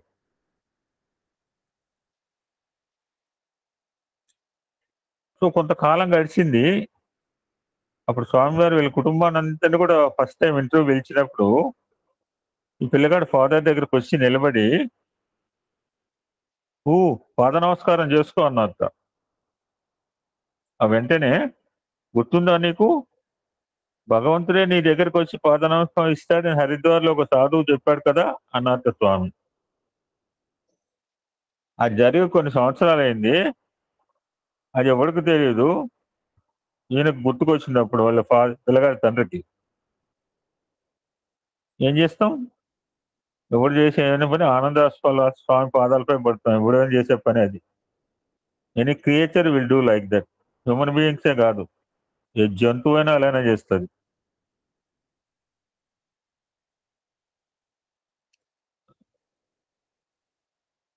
ఇప్పుడు చెప్పబోయేది it's happen in the year 1979. ఒకసారి మా తండ్రి గారు ఆయనతో కలిసే కొంతమందితో కలిసి పుట్టపర్తికి వచ్చి స్వామి దర్శనం చేసుకుని తిరిగి వచ్చాట. వారిలో ఒక భక్తుడు స్వామివారి యొక్క దివ్య ఉపన్యాసం గురించి, వారి ప్రేమతత్వం గురించి చాలా భక్తి పారవశ్యంతో చెప్తుంటే ఈ పిల్లగాడి తండ్రి విన్నట్టు ఆ మాటలు. ఒకసారి పోయి వచ్చాడు పుట్టపర్తి. జస్ట్ ఎలా ఎందుకు వెళ్ళాడో తెలియదు మన కాకతాళీని. ఈ లౌకికమైన ఉంగరాలు, వాచీలు సృష్టించి ఇచ్చే వ్యక్తిని దేవుడని మీరు ఎలా విశ్వసిస్తారు? ఈ వస్తువులైన ఆధ్యాత్మిక మార్గానికి అవరోధాలు కదా అని అన్నట్ట ఈ పిల్లగాడి తండ్రి చాలా తెలివిగా. సో ఆ సాయి భక్తుడు మంచివాడు పాపం, నాలాంటి వాడు కాదు, కూల్ ఫెలో. విన్నట్ట, అయ్యా మీరు ఎప్పుడైనా భగవాన్ సత్యసాయి బాబాని చూసారా? వారి గురించి రాసిన పుస్తకం ఏదైనా చదివారా? కనీసం వారు ఏం చేస్తూ ఉంటారో తెలుసుకోవడానికైనా ప్రయత్నించారా? లేదు కదా. ఇందాక నేను ఏమన్నాను, గాంధీని చూడలేదు. గాంధీని చూడనివాడు మనం గాంధీని విమర్శించడం ఏంటండి? నెహ్రూని చూడలేదు, నెహ్రూని ఎట్లా విమర్శిస్తామండి మనం?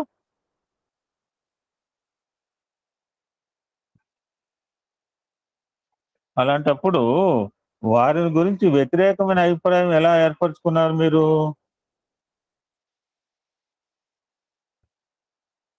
అందులో మీలాంటి చదువుకున్న వారు కూడా ఇలా మాట్లాడడం సమంజసమేనా అని పాపం ప్రశాంతంగా కూల్గా అన్నాడు ఆ భక్తుడు.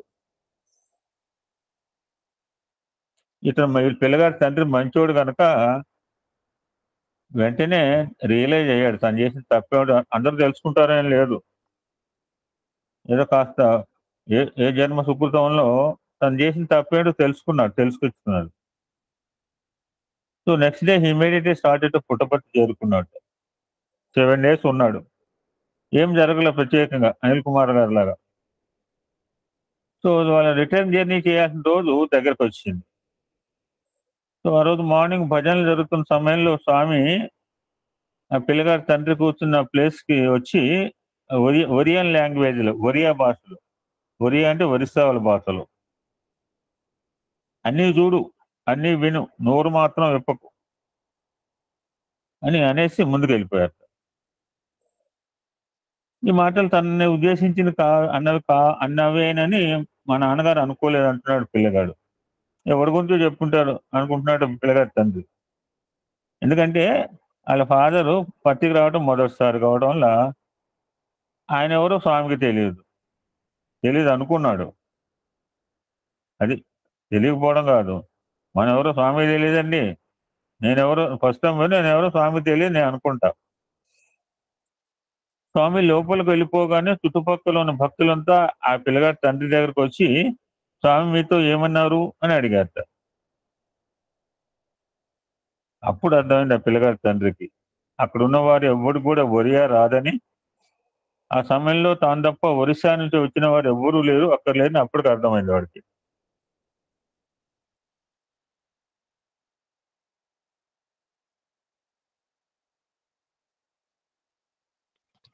ఆ రోజున పుట్టపర్తి నుంచి బయలుదేరి తిరిగి వచ్చేటప్పుడు తీసుకొచ్చిన స్వామివారి అందమైన చిత్రపటం పూజా గృహంలో పెట్టుకున్నారట. సో స్వామివారు మా జీవితాల్లోకి ప్రవేశించారు అంటాడు ఆ పిల్లగాడు. అలా అనేకంటే మా కుటుంబానికి సాయితత్వంలోకి అడుగుపెట్టే మహద్భాగ్యం స్వామి ప్రసాదించారు అంటే సమంజసంగా అది దిద్దుకున్నాడు కూడా ఆ పిల్లగాడు. స్వామి ఎంటర్డ్ మై లైఫ్ అనే బదులు మా కుటుంబానికి సాయి పదంలోకి అడుగుపెట్టే మహద్భాగ్యం స్వామి ప్రసాదించారనే దానికి బోత్ ఆర్ ఈక్వల్, బట్ చెప్పడంలో తేడా ఉంటుంది కాస్త.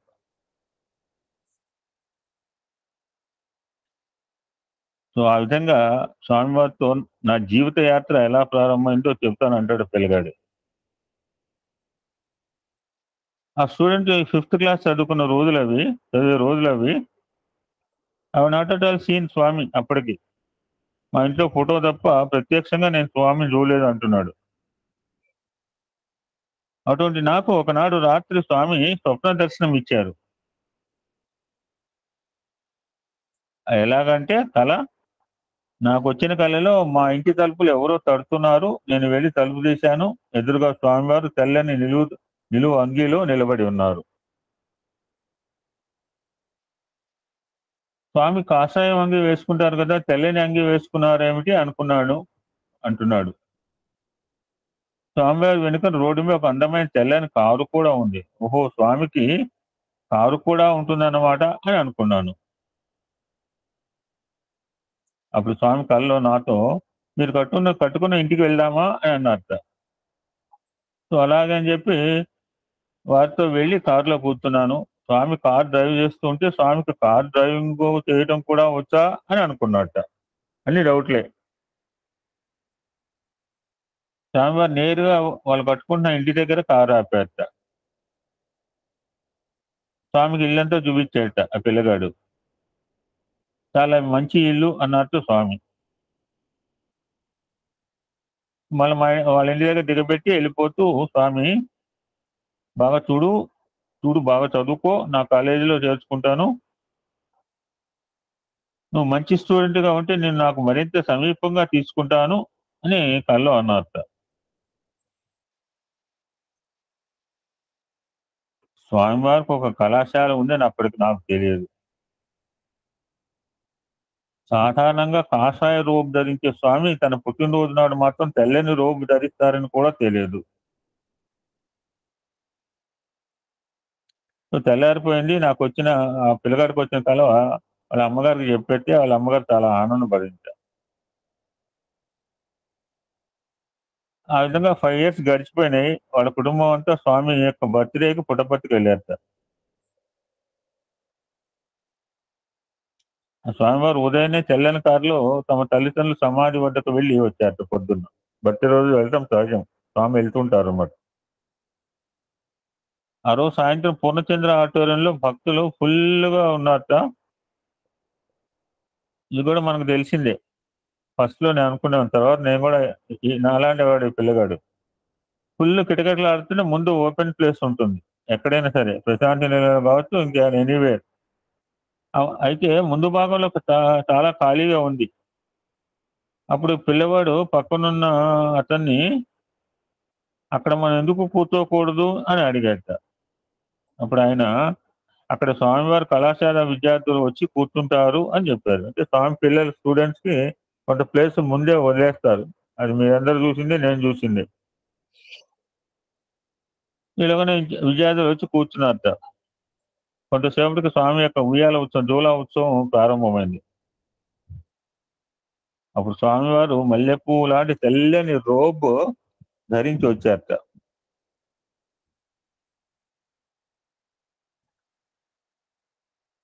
స్వామివారు నాకు స్వప్న దర్శనం ఇచ్చినప్పటి 3 అంశాలు ఏంటంటే, వారు తెల్లని రోబు ధరించటము, వారికి తెల్లని కారు ఉండటము, వారికి ఒక కళాశాల కూడా ఉందన్న విషయాలు అప్పుడు ధృవపడ్డాయట ఈ పిల్లగాడికి.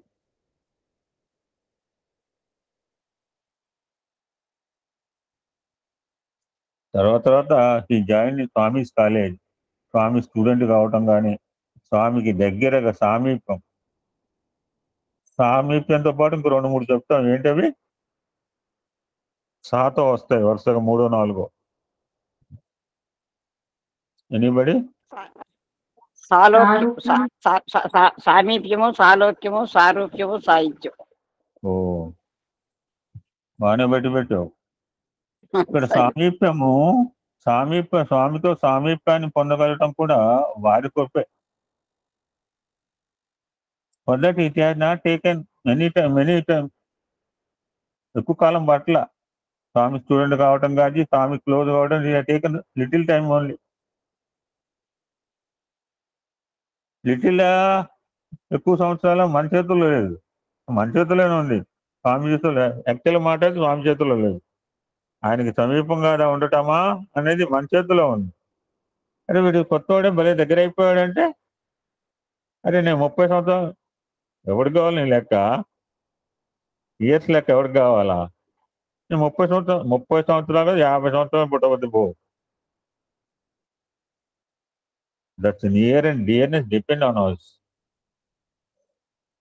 వారి కృప కూడా ఉంటుంది. నేను వారి కృప నన్ను తీసేయటంలే. వారి కృప కూడా, వాడి కృప కావాలంటే మనది ఇంకొక 2 వర్డ్స్ కావాలా, 2 letter వర్డ్స్. ఏంటిది? ఆయన కృప ఉండాలంటే మనకు 2 అక్షరాల పదం కావాలి, మనం చేయాలా. సాయిరామ్ సేవ అండి, సేవ.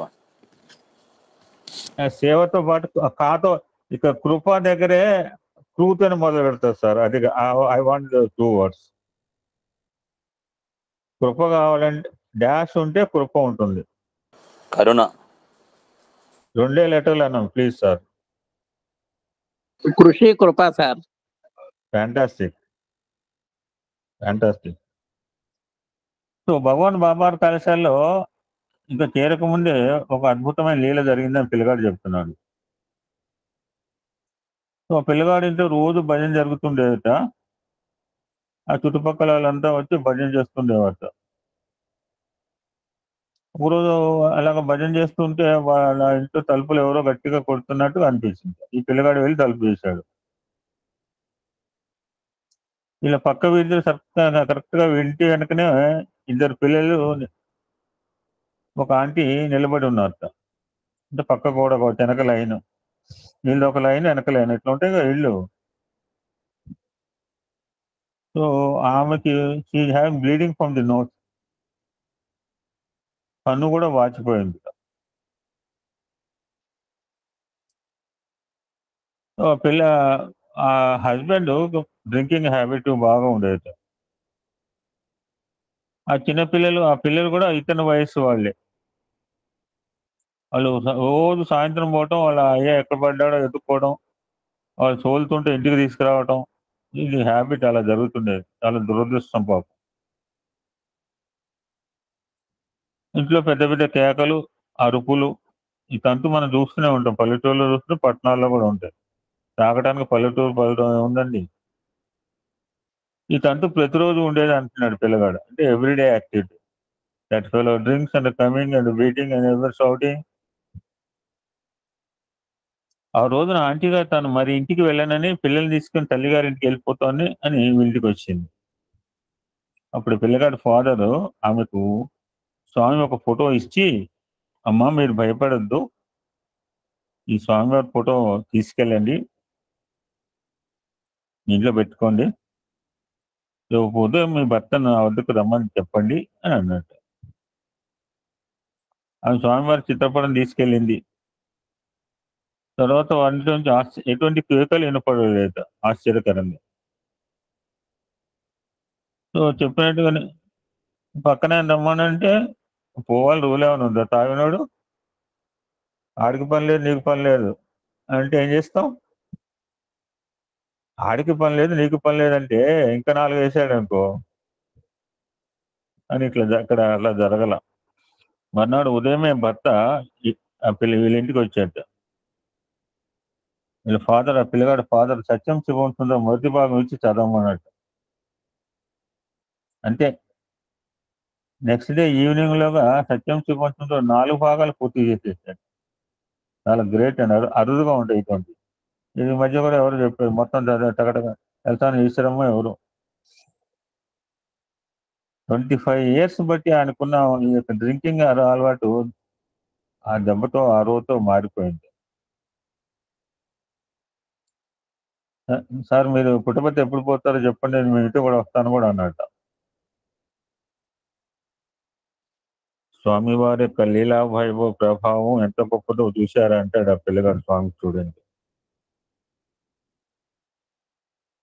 Now he narrating his Brindavan college life. ఆ పిల్లగాడు బృందావనంలో చదివాడు అనమాట స్వామి కాలేజీలో.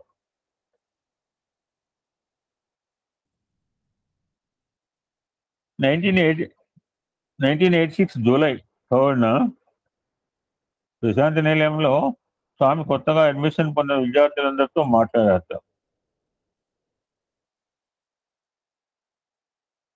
స్వామి ఒక విద్యార్థిని నీకు ఎంతమంది ఫ్రెండ్స్ అని ప్రశ్నిస్తే అతను లెక్కబెట్టి 10 మంది అని చెప్పాడు. అప్పుడు స్వామి మహర్తో god is your only real friend, భగవంతుడు ఒక్కడే మీ నిజమైన స్నేహితుడు అని చెప్పాడు. This is the first lesson I learn from Bhagavan అన్నట్టు. నేను స్వామి దగ్గర నేర్చుకున్న మొదటి పాఠం ఇదే అంటాడు పిల్లగాడు. So next day they left to Brindavan. ఈ పిల్లగాడి మాతృభాష ఒడియా.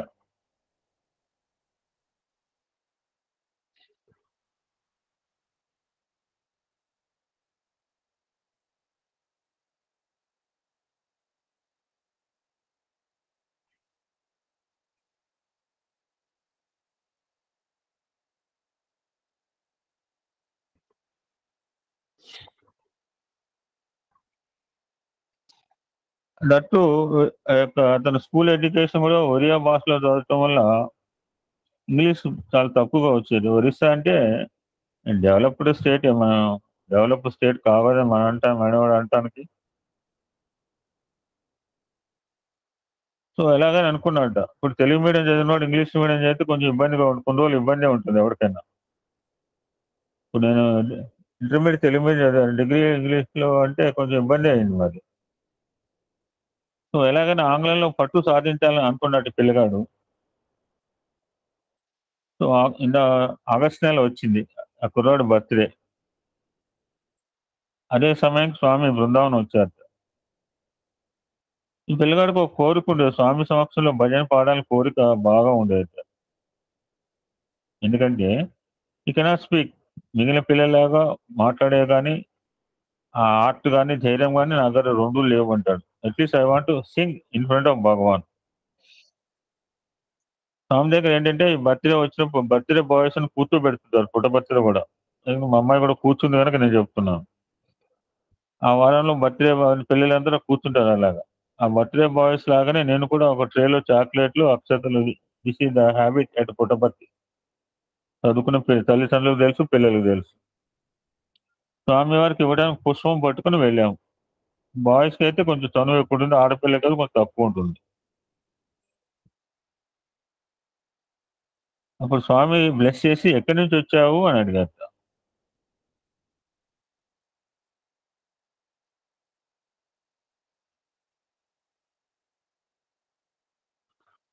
ఇక్కడ ఇంకో విషయం చెప్తాడనమాట. ఇతనికి క్లాసెస్ ప్రారంభం కాకముందు he was there at Puttaparthi for 1 month. ఈ అండర్స్టాండ్ ఒక విషయం తెలుసుకున్నట్ట. అంటే ఎందుకు రిలవెంట్ చెప్తున్నాడంటే స్వామి ఏమడిగాడు, ఎక్కడి నుంచి వచ్చావు దానికి రిలవెంట్ గా చెప్తున్నాడు. ఈ boy stayed at Puttaparthi for 1 month before classes starting at Brindavan. ఆ కాలంలో ఒక విదేశీ భక్తుని ఎక్కడి నుంచి వచ్చావు అని ప్రశ్నిస్తే అతను అర్జెంటీనా నుండి అని చెప్పేట. అప్పుడు స్వామి అతనితో కాదు ఒకసారి ప్రశాంతి నిలయానికి వచ్చిన తర్వాత ఎవరైనా అడిగితే నేను ప్రశాంతి నిలయం నుంచి వచ్చాను, నేను స్వామి నుంచి వచ్చాను చెప్పాలన్నట్టు స్వామి. ఒక డివోటీతో అంటుంటే ఈ పిల్లగాడు వింటం జరిగింది ఆ మాటలు.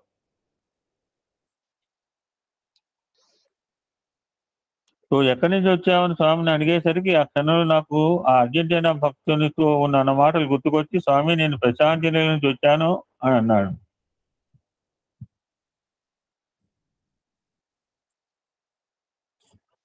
నా ఆన్సర్కు స్వామి ఆనందించి ఓ మనవాడు అన్నట్ట అక్కడున్న వారితో. నాకు ఆ మాటలకు అర్థం తెలియదు అంటాడు ఆ పిల్లగాడు. సో తర్వాత వేరే వాళ్ళని అడిగితే వాళ్ళు అర్థం చెప్పారట. ఇక్కడ మనకు తెలుసుకోవాల్సింది ఏంటంటే ఫాలో ద మాస్టర్. స్వామి బోధను పాటించడం వల్లనే నేను స్వామికి చెందిన వాడు అయ్యా అని అర్థం చేసుకున్నట్ట పిల్లగాడు. స్వామి చెప్పింది ఆచరించిన వాడు మనం స్వామి దగ్గర అవుతాం స్వామి ఇప్పుడు. అంతేగాని నాకు ఫస్ట్ లైన్ వచ్చిందండి, నాకు సింహాసనం, ఇదంతా లివింగ్ విత్ గాడ్, భౌతికంగా కూర్చోవడం. మా ఇల్లు గుడి పక్కన అండి, మంచిదే గుడి పక్కన.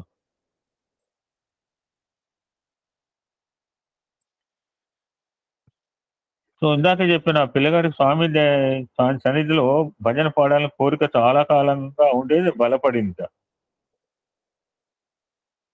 స్వామి లెట్ మీ సింగ్ అని ఒక లెటర్ రాసి ఎన్నోసార్లు ఇవ్వాలి ప్రయత్నించారు, స్వామి తీసుకోలేదు. ఎన్నిసార్లు ఇచ్చినా తీసుకోపోయేటప్పుడు అతను సెల్ఫ్ ఎంక్వైరీ చేసుకున్నట్ట. అంతా పరిశీలన చేసుకుని ఎందుకు తీసుకోవట్లేదు, నేనేమన్నా సాధన చేయాలేమో, so that I can near more to స్వామికి మరింత దగ్గర కావచ్చు ఏమైనా సాధన చేస్తే అనుకున్నాడు. ఏం చేయాలి, నాకేదో దోషం చేస్తే స్వామికి నచ్చుతుందో లేదో అంటూ స్వామి నేనేం సాధన చేయాలంటే ఒకరు తీవ్రంగా ప్రార్థించాట.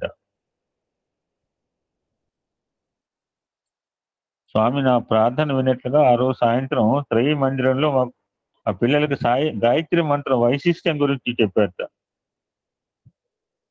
బహుశా స్వామి నా కోసమే ఈ విషయం చెప్పారనుకుని ఆ రోజు నుంచి రాత్రి నిద్రకు ఉపక్రమించే సమయంలో 108 పర్యాయాలు గాయత్రి మంత్రం చదవటం ప్రారంభించాట ఆ పిల్లగాడు. అలా కొన్ని రోజులు గడిచినా కానీ స్వామి లెటర్ తీసుకోలేదు. నేను సాధన కొనసాగిస్తూనే ఉన్నాను. స్వామివారి తిరిగి పుట్టపర్తికి వెళ్ళిపోయారు. ఇక్కడ ఒక మాట చెప్తాడు, the weakness of human beings, మానవుడి బలహీనత ఏంటంటే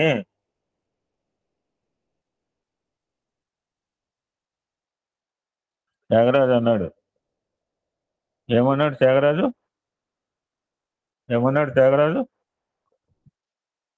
రెండు అన్నాడు. ఎవరని చెప్పండి.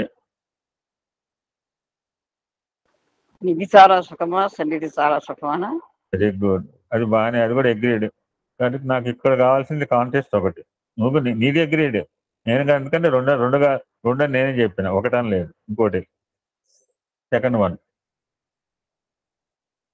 ఇప్పుడు రిలవెంట్ గా ఏం చెప్పాను, the weakness of human beings, మానవుడు బలహీనకు సంబంధించిన డైలాగ్ కావాలి.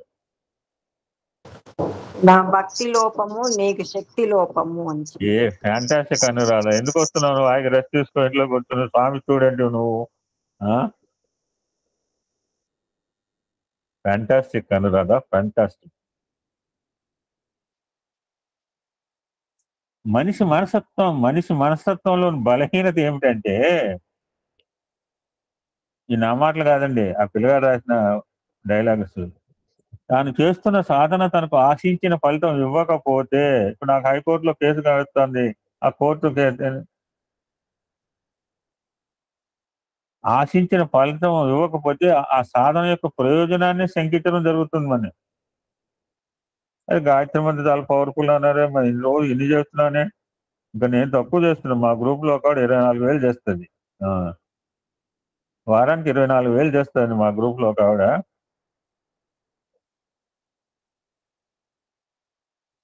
అందుకనేమో స్వామి తరచూ మనని మంచి మైండ్ అంటూ ఉంటారు అంటున్నాడు పిల్లగాడు.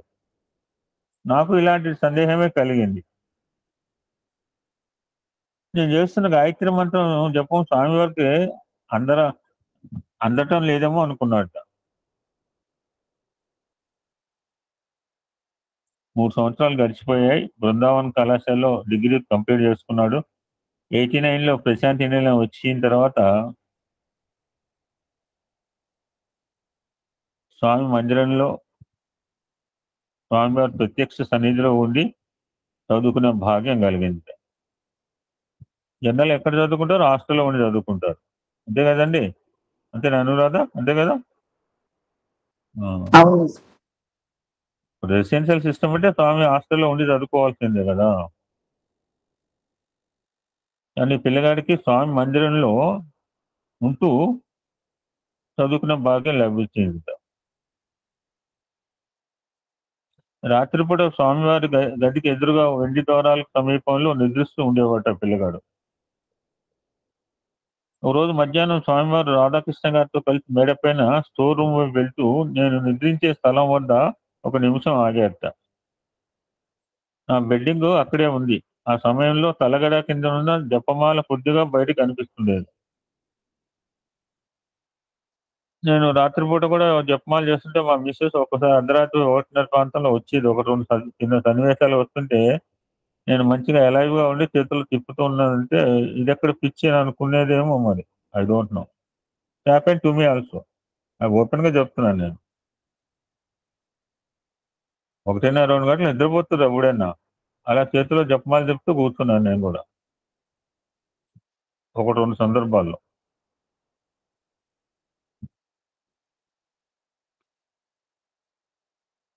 ఆ సమయంలో తలగడ కింద ఉన్న జపమాల కొద్దిగా బయటకు కనిపిస్తుంది. ఒక భక్తుడు మెడలో జపమాల ఉందని చెప్పి పైన 2 బటన్లు తీసేట, కావాలని స్వామి కనిపించాలని చెప్పి దర్శనంలో. ఎందుకంటే బటన్లు పెట్టుకుంటే నేను జపమాల వేసుకున్నాను, రుద్రాక్షమాల వేసుకున్నాను, అసలు వేసుకోవచ్చో లేదు నాకు తెలిసి రావదు. వేసుకున్నానని స్వామి చూపించంటే రుద్రాక్షమాల వేసుకుంటే గొప్ప అని స్వామి చూపించాలని పైన 2 బటన్లు ఇప్పేసాను అనుకోండి. షో పుట్టపొద్దు అంటారు స్వామి.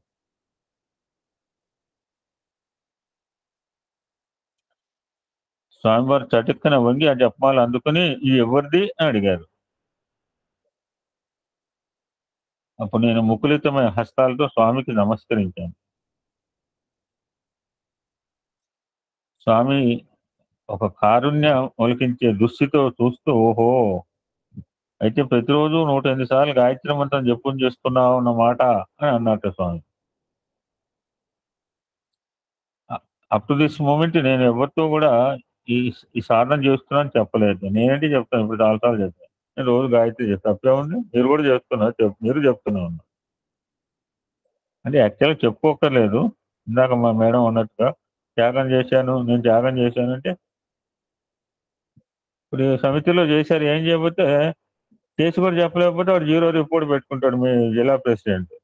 అది ఇబ్బంది. ఇప్పుడు విఠల్ భగవాన్ గారు చేసి ఇప్పుడు ఇందాక చేసేసి వదిలేయమంటుంది జిఎల్ సరస్వతి, చెప్పొద్దు అంటుంది. ఇప్పుడు చెప్పకపోతే మేము చేసి కూడా చెప్పాము. ఇప్పుడు మన అమృత కలశాలు ఇచ్చాము, రిపోర్ట్లు రాయకపోతే మేము గుడుతున్నాం అంటే ఇప్పుడంతా రిపోర్ట్ల గురించి కార్యక్రమాలు తయారైపోయింది కూడా. అంత స్టాటిస్టికల్ ఇన్ఫర్మేషన్. అంతవరకు నేను ఎవరితో కూడా చేస్తున్న సాధన గురించి చెప్పలేదు. సాక్షాత్ గాయత్రి స్వరూపులైన స్వామి నోటి నుంచి వచ్చిన ఆ అమృతతుల్యమైన మాటలు వినగానే నాలోని సందేహాలన్నీ సూర్యరశ్మి సోకిన మంచు బిందువులాగా అదృశ్యమైపోయాయంటే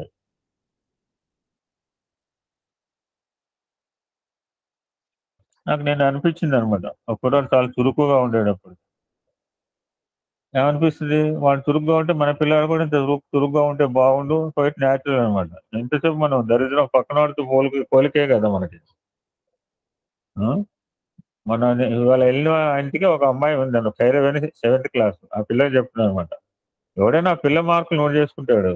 నేను 81లో 86లో మా అబ్బాయి మార్కులతో పాటు మా అబ్బాయి స్టూడెంట్ పక్కన స్టూడెంట్ మార్కులు కూడా నోట్ చేసేవాడు. అంటే కాంపిటేటివ్ అప్పుడే ఉంది, ఇప్పుడు ఇంకా ఎక్కువ వచ్చింది. ఎవరి పిల్లలు వాళ్ళు మార్కులు నోట్ చేసుకుంటే మంచి మంచి పేరెంట్స్ అనమాట.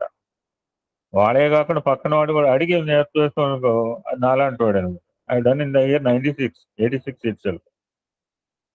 మనం ఎంత చురుగ్గా ఉన్నదానికంటే ఎంత హృదయం నిర్మలంగా ఉన్నదని స్వామి మనం గమనిస్తుంటారు.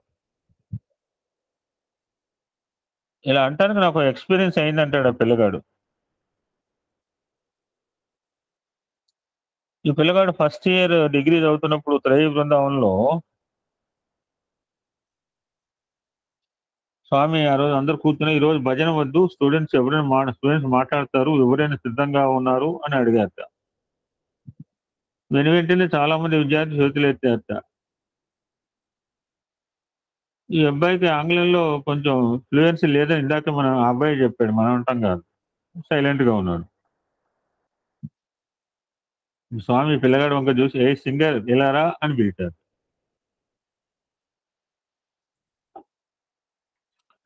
పరిగెత్తుకెళ్ళాడు. నువ్వు మాట్లాడు అన్నట్టు స్వామి. మాట్లాడమన్నప్పుడు మనకు డైలాగ్ చెప్తాం. ఏం డైలాగ్ ఉంది? సడన్గా మాట్లాడమన్నప్పుడు ఒక పదం వాడుతుంటాం, ఊత పదం.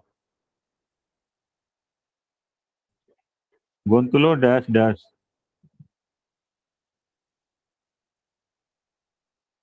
గొంతులో పచ్చి ఎలకాయ పడినట్టు అయింది పిల్లగాడు. యా. జనరల్ గా ఎవరైనా మాట్లాడమంటే అక్కడ ఒక ప్రొసీజర్ ఏంటంటే స్వామికి దండం పెట్టి మాట్లాడుతుంటారు. మనం పుట్టపత్ర కూడా చూసుంటాం. స్వామి పిల్లలే కాదు, పెద్ద పెద్దవాళ్ళు కూడా. ఎంఎస్ సుబ్బలక్ష్మి దండం పెట్టి మాట్లాడింది. సో పిల్లగాడు స్వామి సమక్షంలో గంటంబావు అంటే ఎన్ని నిమిషాలు? How many minutes? 75. 70 నిమిషాలు మాట్లాడాడు. ఆశ్చర్యపోతున్నారా? ఆ గంటంపావులో 55 నిమిషాలు చిన్న పెద్ద విరామాలేట. Out of the 75 minutes he has taken 55 minutes. మా దగ్గర ఓంకారం చదవమంటే ఒక్క ఓంకారానికి ఒక్క మధ్యలో ఒక్కో నిమిషం చదివ గ్యాప్ ఇచ్చే వాళ్ళు కూడా ఉన్నారు. మరి మధ్యలో ఏం చేస్తారో నిద్రపోతారో ఏమో మరి. Out of 75 minutes he has taken మధ్యలో ఆగటము, స్మాల్ విరామము, పెద్ద విరామము, ఆవలింతలు ఇవన్నీ కలిపి 50 నిమిషాలట. సో మాట్లాడింది ఎంత?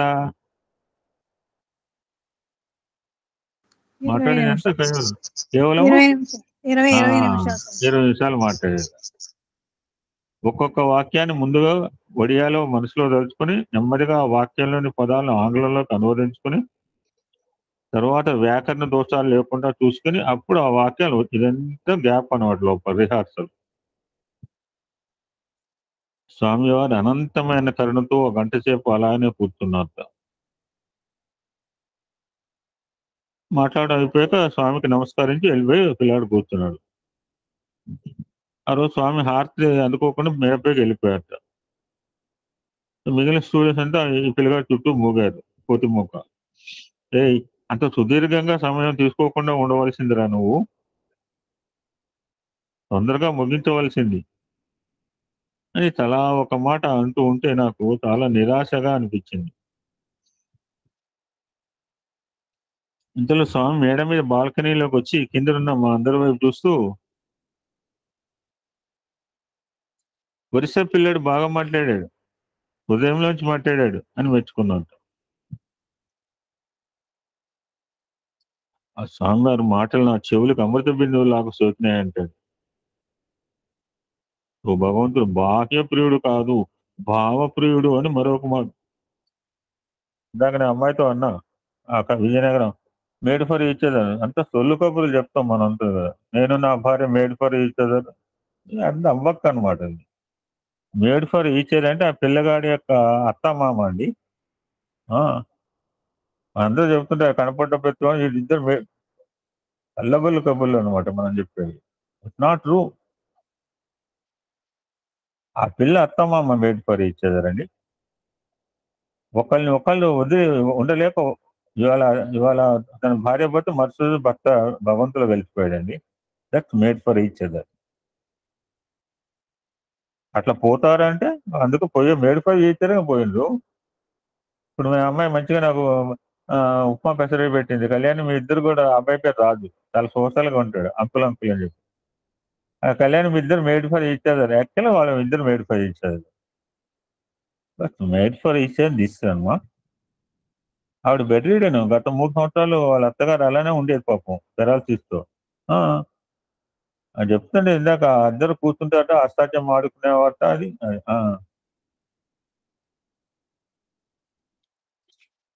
స్వామి ది బాయ్ ఈజ్ కంక్లూడింగ్. ఇంకొక సెషన్ కూడా ఉంది, తర్వాత చూద్దాము.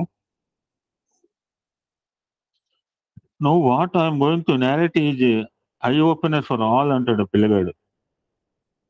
This happened on Swami 70th birthday. 70th birthday అంటే ఏ సంవత్సరం? 70th బర్త్డే అంటే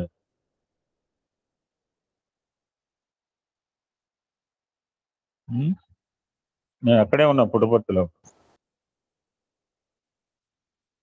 1995 అండి. 70th బర్త్డే సందర్భంగా పూర్ణచంద్ర ఆటోలో మీరు చూసే ఉంటారు, టిఎస్కే శాస్త్రి అని Bharat Indian culture and integrative committee అని మంచి మంచి ప్రోగ్రామ్స్ వస్తున్నాయి టిఎస్కే శాస్త్రి గారి ఆధ్వర్యంలో. ఒక సంగీత సాంస్కృతిక కార్యక్రమాలు జరిగాయి ప్రశాంతి నిలయంలో. ఒక రోజున హిందుస్థానీ సంగీతంలో ప్రపంచ ప్రఖ్యాతిగాంచిన విద్వాంసులు ఒకరు వచ్చారు. On that day 1.5 hours allotted to that కచేరీ. కానీ ఆయన కచేరీ ప్రారంభించి 2 నిమిషాలు కూడా కాలేదు, స్వామివారు చటుక్కున లేచి వేదిక వెనుక భాగానికి వచ్చి కూర్చున్న మాతో మాట్లాడసాగారు, పిల్లలతో మాట్లాడసాగారు. ఈ పిల్లగాడు కూడా ఆ గ్రూప్ లో ఉన్నట్టు. మేము ఆశ్చర్యపోయాము, ఏమి పొరపాటు జరిగిందా అని కంగారు పడ్డాం. అక్కడ సంగీత విద్వాంసులు మొదటి కీర్తన ముగించి లేచి, నేను ప్రఖ్యాతిగాంచిన గాయకుణ్ణి, ఇంతవరకు నాకు ఇలాంటి అవమానం ఎక్కడా జరగలేదు, నా జీవిత కాలంలో నేను మళ్ళీ ఇక్కడ అడుగు పెట్టను అంటూ కోపంగా వేదిక దిగి బయటికి వెళ్ళిపోయారు.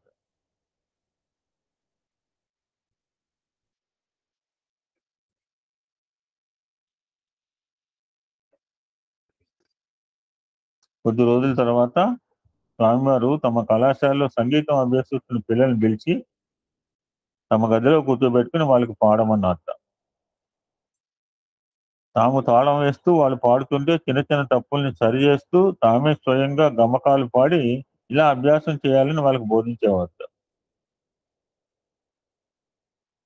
ఒక వరల్డ్ ఫేమస్ సింగర్ గాయకుడు పాడుతుంటే 5 నిమిషాలు కూడా కూర్చోవడానికి ఇష్టపడిన స్వామి అప్పుడప్పుడే సంగీతం నేర్చుకుంటున్న విద్యార్థుల పాటలు ఇది అనగానే నాకు ప్రోగ్రాం గుర్తుకొచ్చిందండి. మేము పుట్టపర్తి యాత్రకు వెళ్ళాం, ఖమ్మం జిల్లా పత్తి యాత్రను ఫస్ట్ టైం 2008లో. మా రిటర్న్ జర్నీ చివరి రోజు,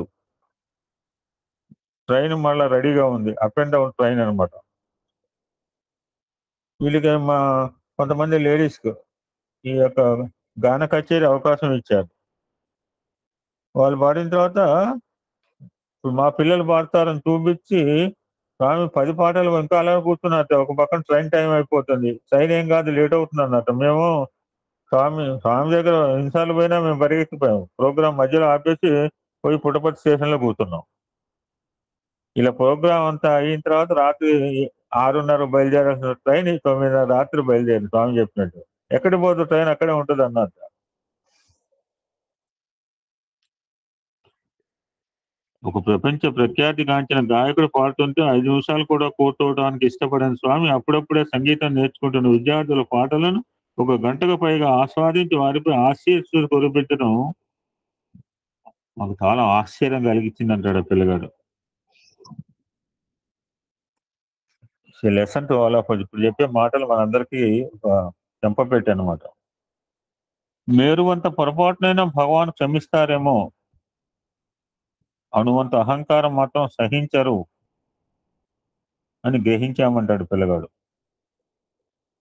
పెద్ద తప్పు చేస్తే స్వామి ఎక్స్క్యూజ్, బట్ అణువంత అహంకారం కనుక డెవలప్ అయిందంటే Swami won't excuse. For this episode can continue later, మళ్ళీ సత్సంగం ఉన్నప్పుడు. అయితే ఆ రోజున కోపంగా వేదిక దిగి వెళ్ళిపోయిన విద్వాంసులు తన పొరపాటు తెలుసుకుని కొంతకాలం తర్వాత మళ్ళీ వచ్చి స్వామివారి సమక్షంలో అద్భుతంగా కచేరీ చేసి వారి ఆశీస్సులు అందుకున్నారట. విద్వత్ పోషణ, విద్వత్తు అవసరం. విద్వత్తు ఉన్న వాళ్ళని గౌరవించాలి, మనం గౌరవిస్తాం. వైఎస్ఆర్ మూర్తి గారు వస్తారు, we have to respect him, ఈ గ్రేటెస్ట్ పర్సనాలిటీ. ఆ విద్వత్తు ఉన్న వాళ్ళు ఎంతటి వినయ విధేయతలతో ఉంటారో చూడండి.